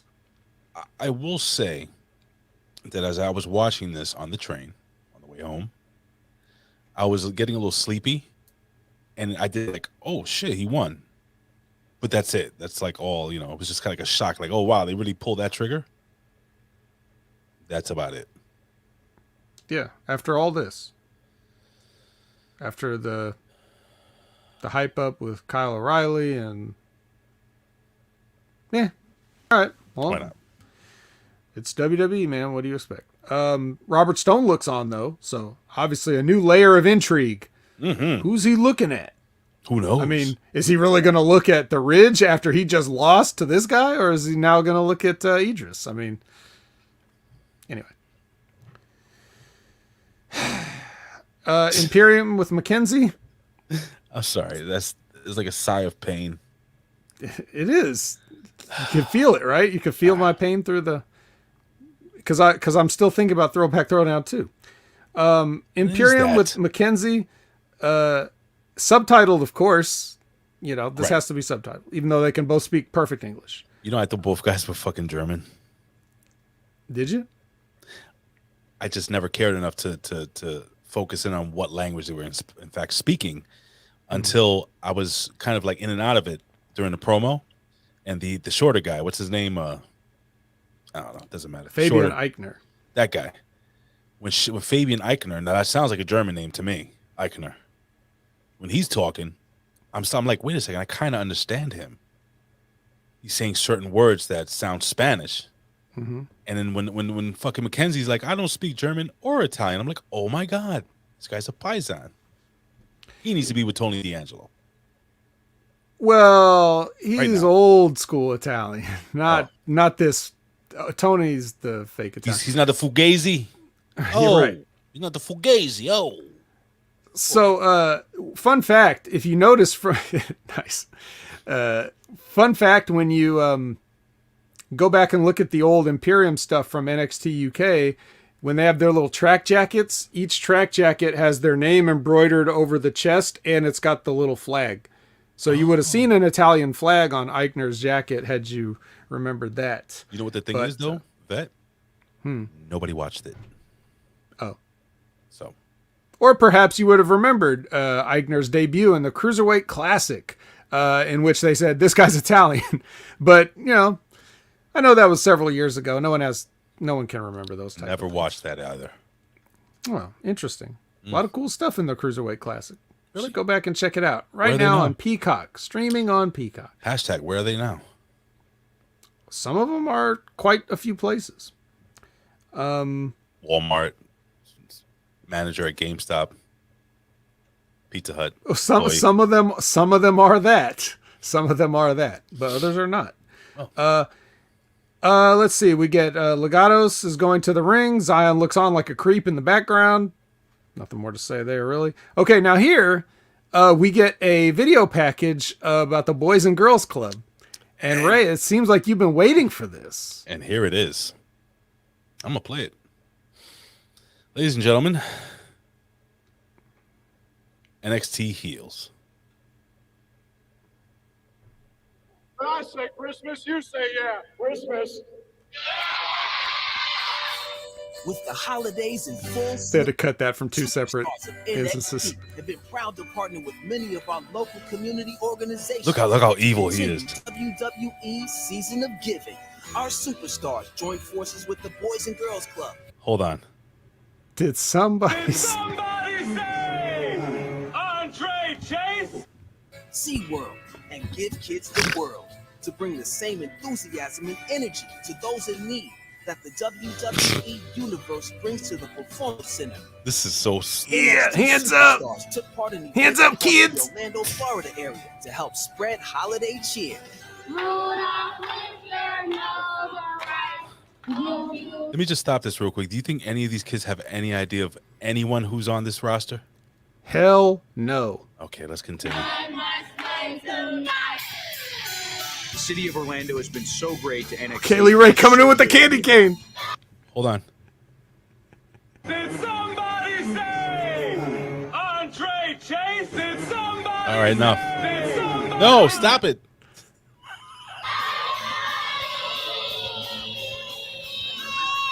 I think it's important that us, the NXT superstars, give back during this holiday season. Whoa. We, the NXT. Time out. For those who just heard that voice and didn't see the visual, could you even guess who that was out there in Radioland? That was a big booty daddy. Why are you doing this? Why publicize this? That's what I'm saying. Anyway. Here at Give Kids the World Village, I love how NXT This has Casey such a great is partnership with them. the only and we one get to spend a smaller lot than of our every single time kid here. there. There is nothing more magical than He's being Well, Loving except for killers. Pete Dunne. Maybe Pete Dunne. where is. these families get to spend their time with the children, and I just My God, he's going to kidnap that baby I'm sorry, and hold it for ransom. but Legado del Fantasma are the biggest fucking baby faces on this whole video. If you notice that, like, you could truly tell that they have the love of Christmas in their heart and the joy of loving children in their soul. Stand by. want to leave. We want to give kids the world. It's NXT. Merry The Red Rooster. WWE right. is proud to work petting alongside so many dolphins. wonderful organizations and looks forward to Orlando and NXT being tag team partners each holiday. Did they just send a season cardboard and cutout of beyond. Ciampa? Or? are. Kids have no fucking idea That's great. what the hell they just... I love that package even more the second time I saw it because of how ridiculous everything is in it.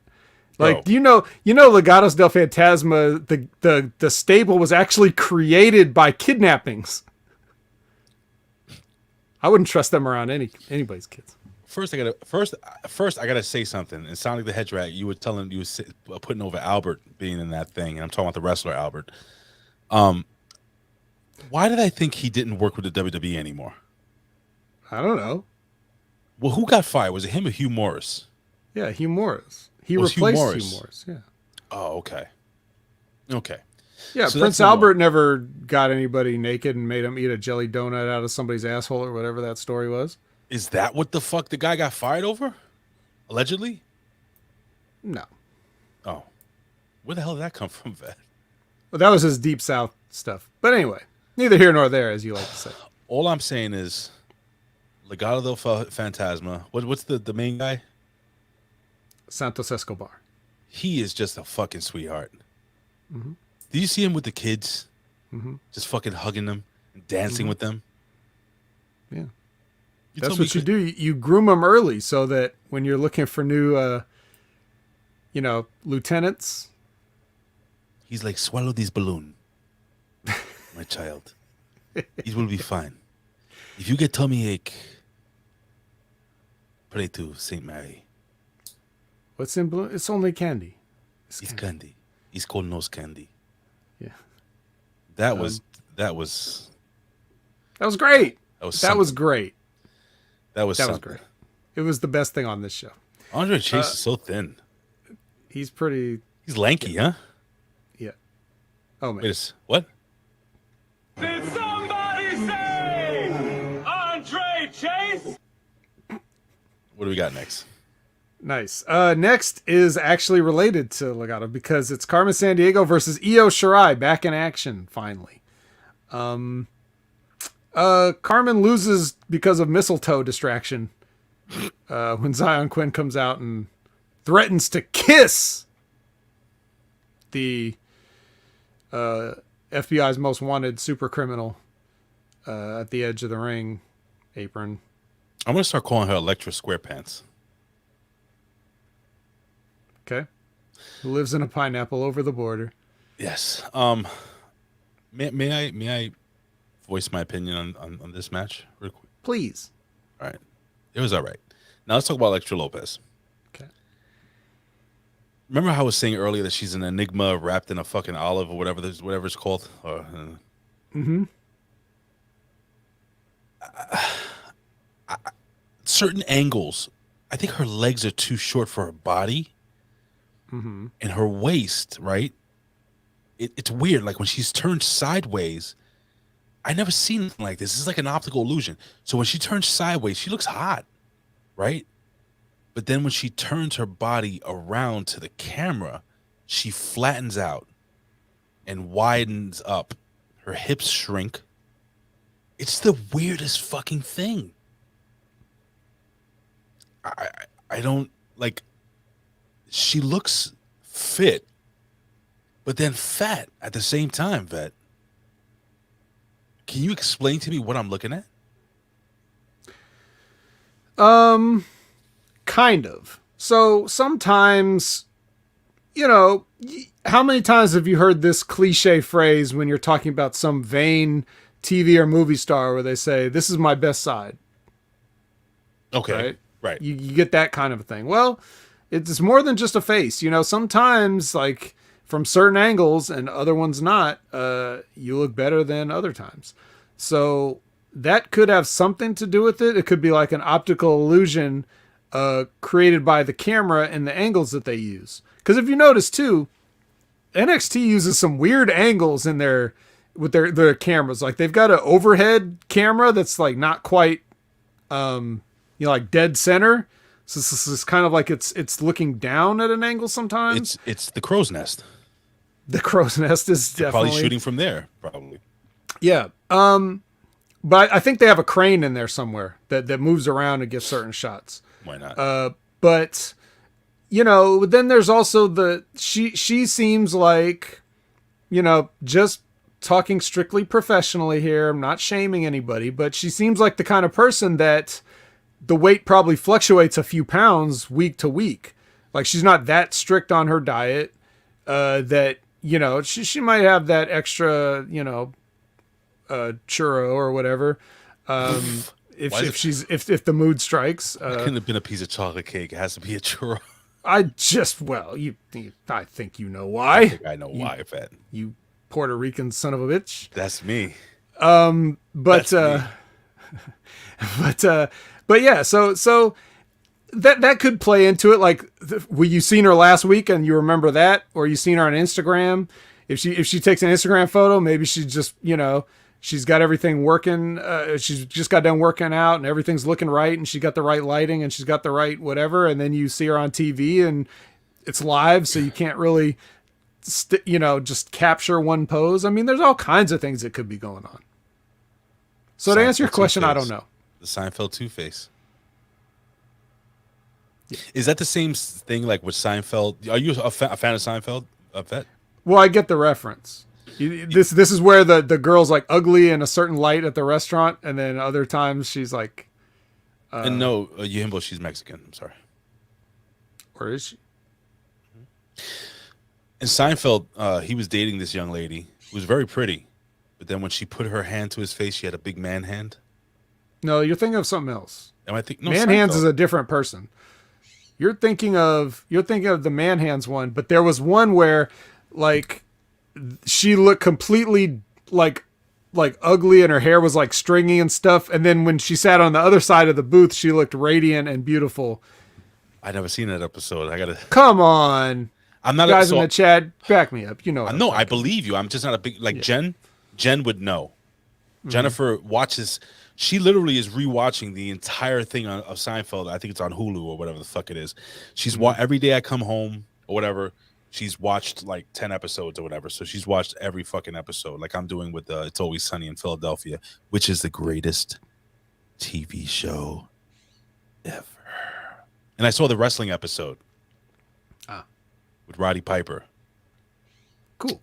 Yeah, he was a little long in the tooth at that time. Yeah. Now the man hands one, that's where she's like cracking a lobster barehanded and stuff like that. That's good too. That's a good one too. That is a good one. Yeah.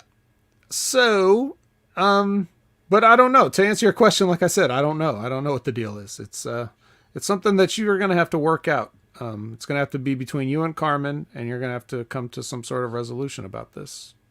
I'll figure it out. And you accept her on your television as she is. No. Okay. So Mello answers the challenge of the Diamond Mine, says, yeah, hell yeah, double titles, Mello don't miss, blah, blah, blah, all this other stuff. Tony D'Angelo gets his entrance. Then we go to break. Hey. Then we get, here's where Kendrick resigns as a PC coach, and he wants Harland in a match next week. So much Spanky, right? Yeah. Spanky. Maybe we'll have Paul London as backup. That'd be cool. That would be funny. How cool would that be? That would be cool. Paul London is severely underappreciated. I guess people didn't like his attitude or whatever, probably just because he said whatever he felt and didn't try to politic. That can definitely get somebody's career shot down fast in wrestling. But man, that kid was good. He was real good. Do you remember when they brought Spanky into WWE's main television? How they did it? No. You don't remember how he was always running around naked, and Stephanie saw his gimmick and she was impressed? Really? Yeah. God. I mean, it vaguely sounds familiar, but he was like a naked guy or something like that. In chat, if I correct, and Stephanie saw it, and like you can see the big Stephanie eyes, you know. Triple H doesn't have a sledgehammer like that. No. I wouldn't be surprised if he was really naked, by the way. Okay. Yeah, I mean, back then wrestling was real, Ray. It's not like the phony stuff we have now. When did it turn fake? Probably when AEW showed up, according to everybody. Okay. Fair enough. So here we have D versus D here. It's our main event.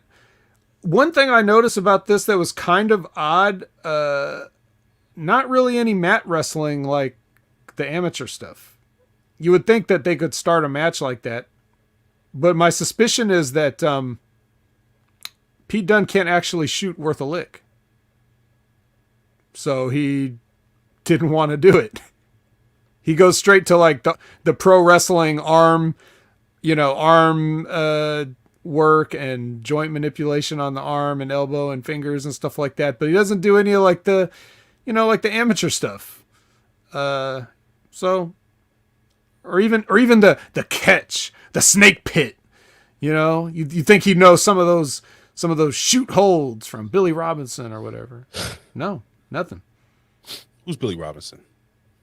Yeah. Who is Billy Robinson anyway? So I just thought that was interesting to note and made me wonder, like, is Pete Dunne kind of like a fraud? Like he's not really a shooter. I mean, I never thought he was a shooter. It's not like I believed it, but I think here's a little, maybe a little evidence to look at. What'd you think of the match? It's okay. It was all right. There's something about Tony D'Angelo that makes me want to watch. Mm-hmm. I can't pinpoint it yet. He does exude this charisma on TV. Seriously, I'm being very serious now. I think he's a good wrestler too. Mm-hmm. I think Tony D'Angelo made. I don't know if it should be this way, but I think he made Pete Dunne look good. Does that make sense? I don't know if he's the one that did it. I don't think it was the other way around. No. But I did like what happened at the end of the match. Pete Dunne goes over, and when Pete Dunne won the match, I was like, man, they're gonna let this kid win clean, like this. But I think it was all right. I think they booked the main event well because, he's a mafia type guy, and in many mafia movies or whatever, if you get the upper hand on them, what do? They go get a bat or a fucking or a gun or something. They shoot you, or a crowbar, and it worked. It worked. Broke the guy's hands. I guess he'll come back with a cast next week. Should come back with a cast, right, Vet? You'd think. Pete Dunne shouldn't come back unscathed next week. He should have some type of brace or something on his arm. Selling the fact that he was hit over that fucking hand with a piece of metal. I'm actually looking forward to this feud between these two guys. Really? Yeah.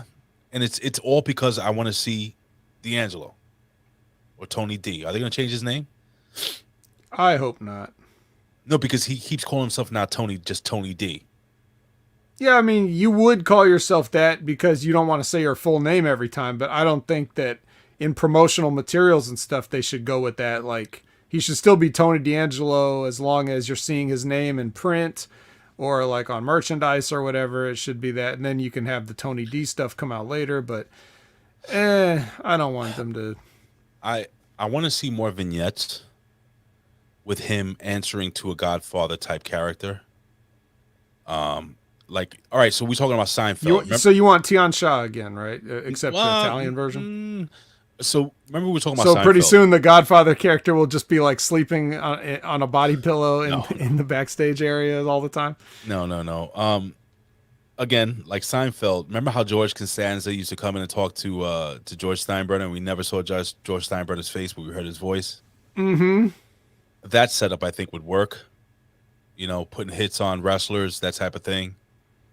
Or, well, does that mean that we got to give this Mafia Don a developmental contract? I mean, no, it could be anybody. It doesn't have to be anybody. You could just keep him like George Steinbrenner in Seinfeld. You never saw him. I know, but what I'm saying is, does this character that we never see have a developmental deal? Otherwise, why are we have to watch him on a wrestling show that takes place at a wrestling school? Because it's adding to the character. But does he have a WWE contract, or is he just allowed to hang out there? He gets a piece of the WWE. No, he's not. Like, you have Tony D'Angelo going to whatever office in the back of some fucking saloon or whatever that he fucking discusses, or the back of a fucking deli or whatever, and you have the captain back there, and he's talking to him like George Costanza used to talk to George Steinbrenner. You have to see what's in my head. So the Mafia guy wants the NXT film crew to come in and film these meetings with Tony D'Angelo. Exactly. Come on, man. What are you doing? Do you see now how it's terrible? Look, Ray, it's not your terrible idea. It's their terrible idea that you're so used to seeing that you just accept it instead of asking the same questions that I'm asking you. If I was in a production meeting and someone's pitching these ideas, I'd be asking the exact same questions. Who is this guy? I don't know. He's just Tony D'Angelo's boss. Well, why are we listening to him? Does he get a WWE contract? No, he's just in a deli somewhere. Oh, so he's a mob boss in a deli and he just lets WWE film in his shit. This is the kind of shit why wrestling sucks right now. Because we just are so dumbed down and we just accept whatever they shove into our mouths. So it's not that Ray had a bad idea. It's just you had a good idea compared to what they like to do. Unfortunately, what they like to do sucks too. So you should not want to be associated with that. Is what is my thing. And we definitely get enough filmed crimes in professional wrestling these days. I mean, the way I had it in my mind was that the way he can start certain feuds is like, let's say he started a feud with Jason Waller or whatever the fuck that guy's name is, right? He goes to meet with the captain or whatever, and the captain's like, "Hey, this kid Waller, he borrowed $20,000. He hasn't paid us back. You're gonna have to get that money back from us." Boom. And that's his thing. Like he goes out and he's a collector. Tony D'Angelo becomes a collector, and then, what you can do is the guy. All right, here's another thing. Like Tony D'Angelo, you could have been a contender, but instead of that, you became a leg breaker. Listen, let's say Trick Williams, right? Trick Williams owes $10,000, right? Oh man. So let's say he owes $10,000 to the cap, to the cap, all right? So what happens is Tony D'Angelo, instead of going to get the money, what does he do? He takes something worth $10,000, which would be the NXT title or whatever. You know what I'm saying? And he brings it to the boss, that type of thing. That's my mentality. I get filming the crime. The crime doesn't work. How are you gonna fence a fucking WWE championship? Don't they know it's missing? Didn't we film him taking it? I'm trying here, bro. No one asked you to try, Ray. The pressure's off of you, brother. All you got to do is watch this horse shit and then just give the exasperated sighs with me. That's all you got to do. They're not asking you to solve their problems. You're Santa Claus. You got a lot of presents to deliver. You don't have time to write and book wrestling shows and shit too. You certainly don't have time to do it the way the WWE does it, sports entertainment wise. All right. So that's about it. Anything else you want to add? No. But I would like to see more Tony D'Angelo of some kind. I think what you were referring to that you're seeing is that he's just very comfortable in there and he gets the character aspect of it. So that comes across. He doesn't look like he's trying to remember his spots. That's one of the harder things the harder bad habits to break. So he's already ahead of the game there.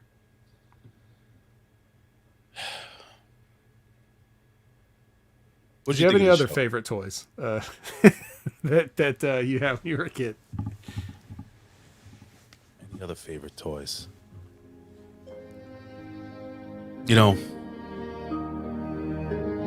During this time of year, I think about the one time we didn't have much. My dad, God bless him, got me this fucking awesome video game system. I don't know who he beat up for it. It was so fucking cool. I got the Sega Master System. That was pretty good. That was a really fucking great console. That was fun. Sega Master System. But anyway, he worked so hard. I just hope that you and your children and your family have a wonderful Christmas. I don't know. I want to go, but I don't want to go. I want to end the show, but I don't. Does that make sense? I think I understand what you're saying. It's weird. I'm trying to think of obscure fucking toys I got. There was I remember one Christmas. Now I was really fucking young. I used to love that TV show. Remember Chips? Mm-hmm. They actually used to sell the full fucking gimmick. The helmet, the fucking belt. Mm. The fucking sunglasses with Poncherello's picture on it. and John. So I had that shit. I had this thing that I used to sit on. It was like a disc. It was like a flying saucer, and it had a fucking like a wheel on it that you turn it and you would sit and spin on that shit. What was that called? A sit and spin? Is that what it is? Mm-hmm. Ah, it was good times. That was good times. What about Actually, I had the chip. Like, I didn't have it, but I wanted also, much like the Knight Rider one, they had a chip, the motorcycle set with the guys, action figures. Wanted that, never got it. Sit and spin. Sit Yeah, and Colin has something similar to that. Hey. It's just a dildo on a stool.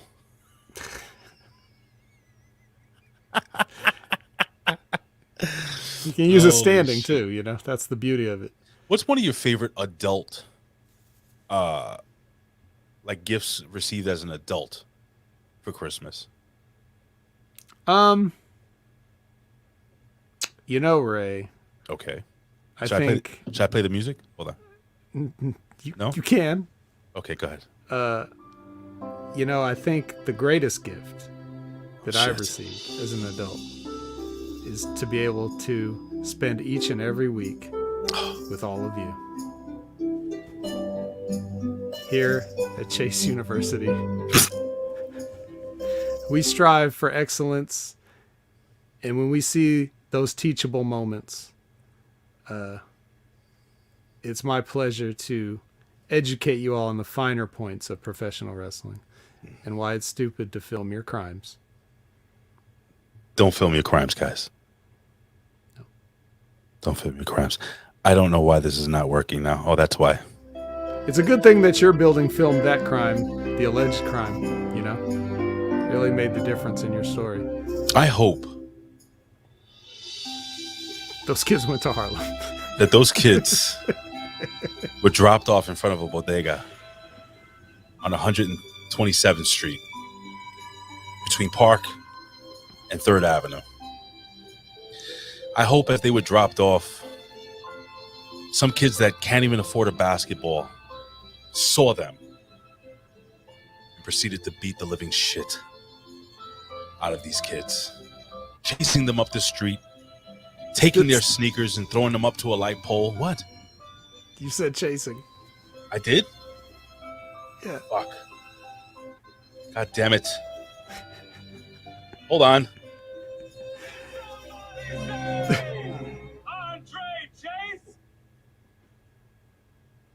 Anyway.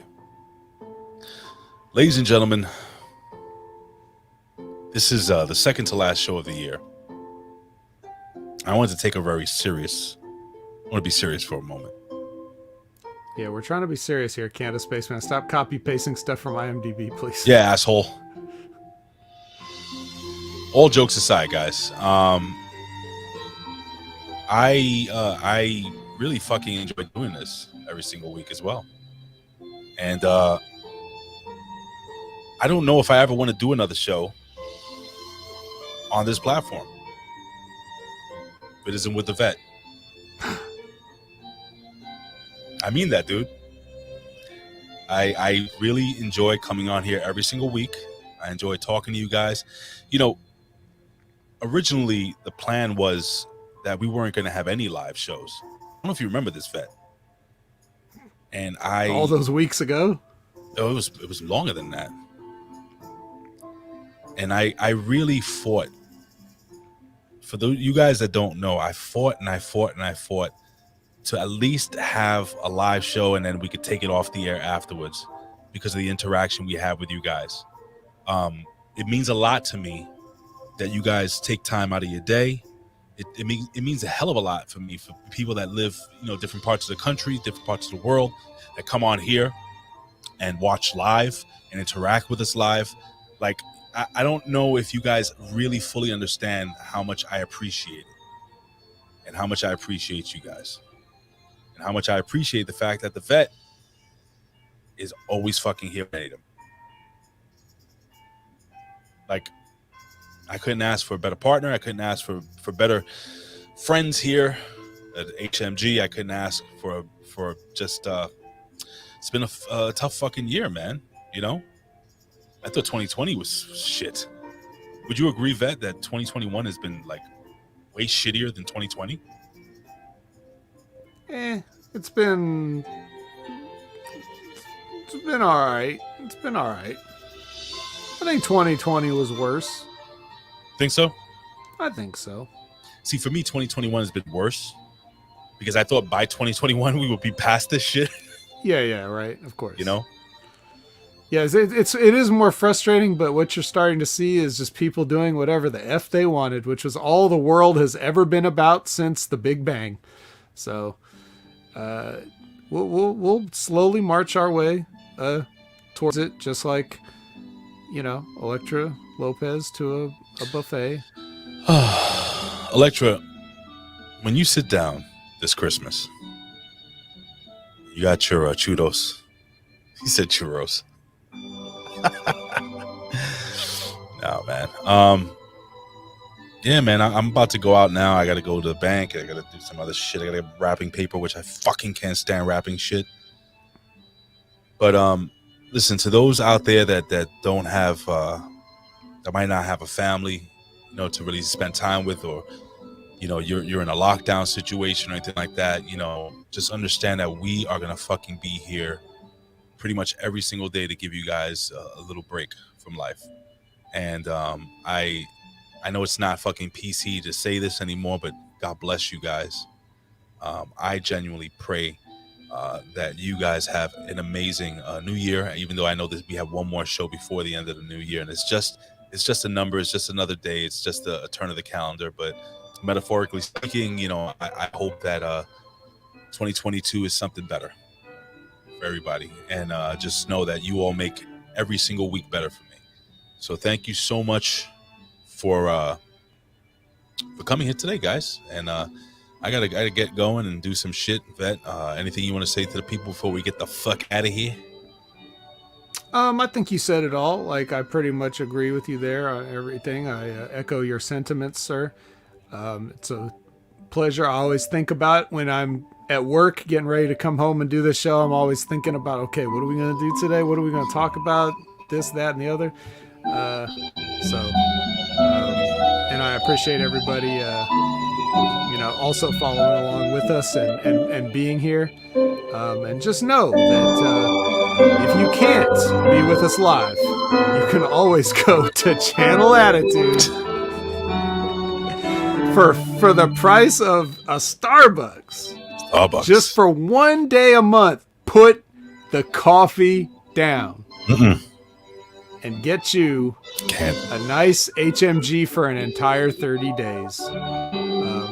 And since you were going to buy like a little scone or whatever anyway to go with your coffee, or you were going to make your coffee extra large, just go ahead and spend the extra $5 on the Russo brand too, and just, you know, get everything, get all of us. And we'll keep you company through these trying times, and we'll be happy to do it. But yeah, all kidding aside, guys, thanks for always showing up and making this show what it is. Yeah, it's like it's better because you guys are here. Seriously, like, you know, even when Ben does like his show, the Monday Locker Rooms. Now I don't know if you guys have noticed, he's been going live a lot more. You know, interacting with you guys. It's great. It's great. Anyway, I always say I would do this for a living. But if I couldn't, I'd do it anyway. Why? Because I love talking wrestling, which I really don't anymore.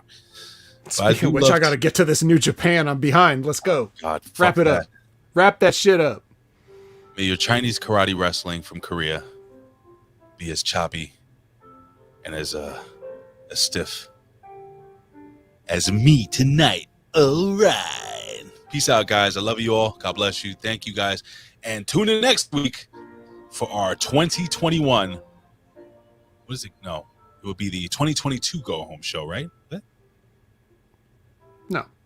All right. We're putting a bow on 2021 on December the 29th.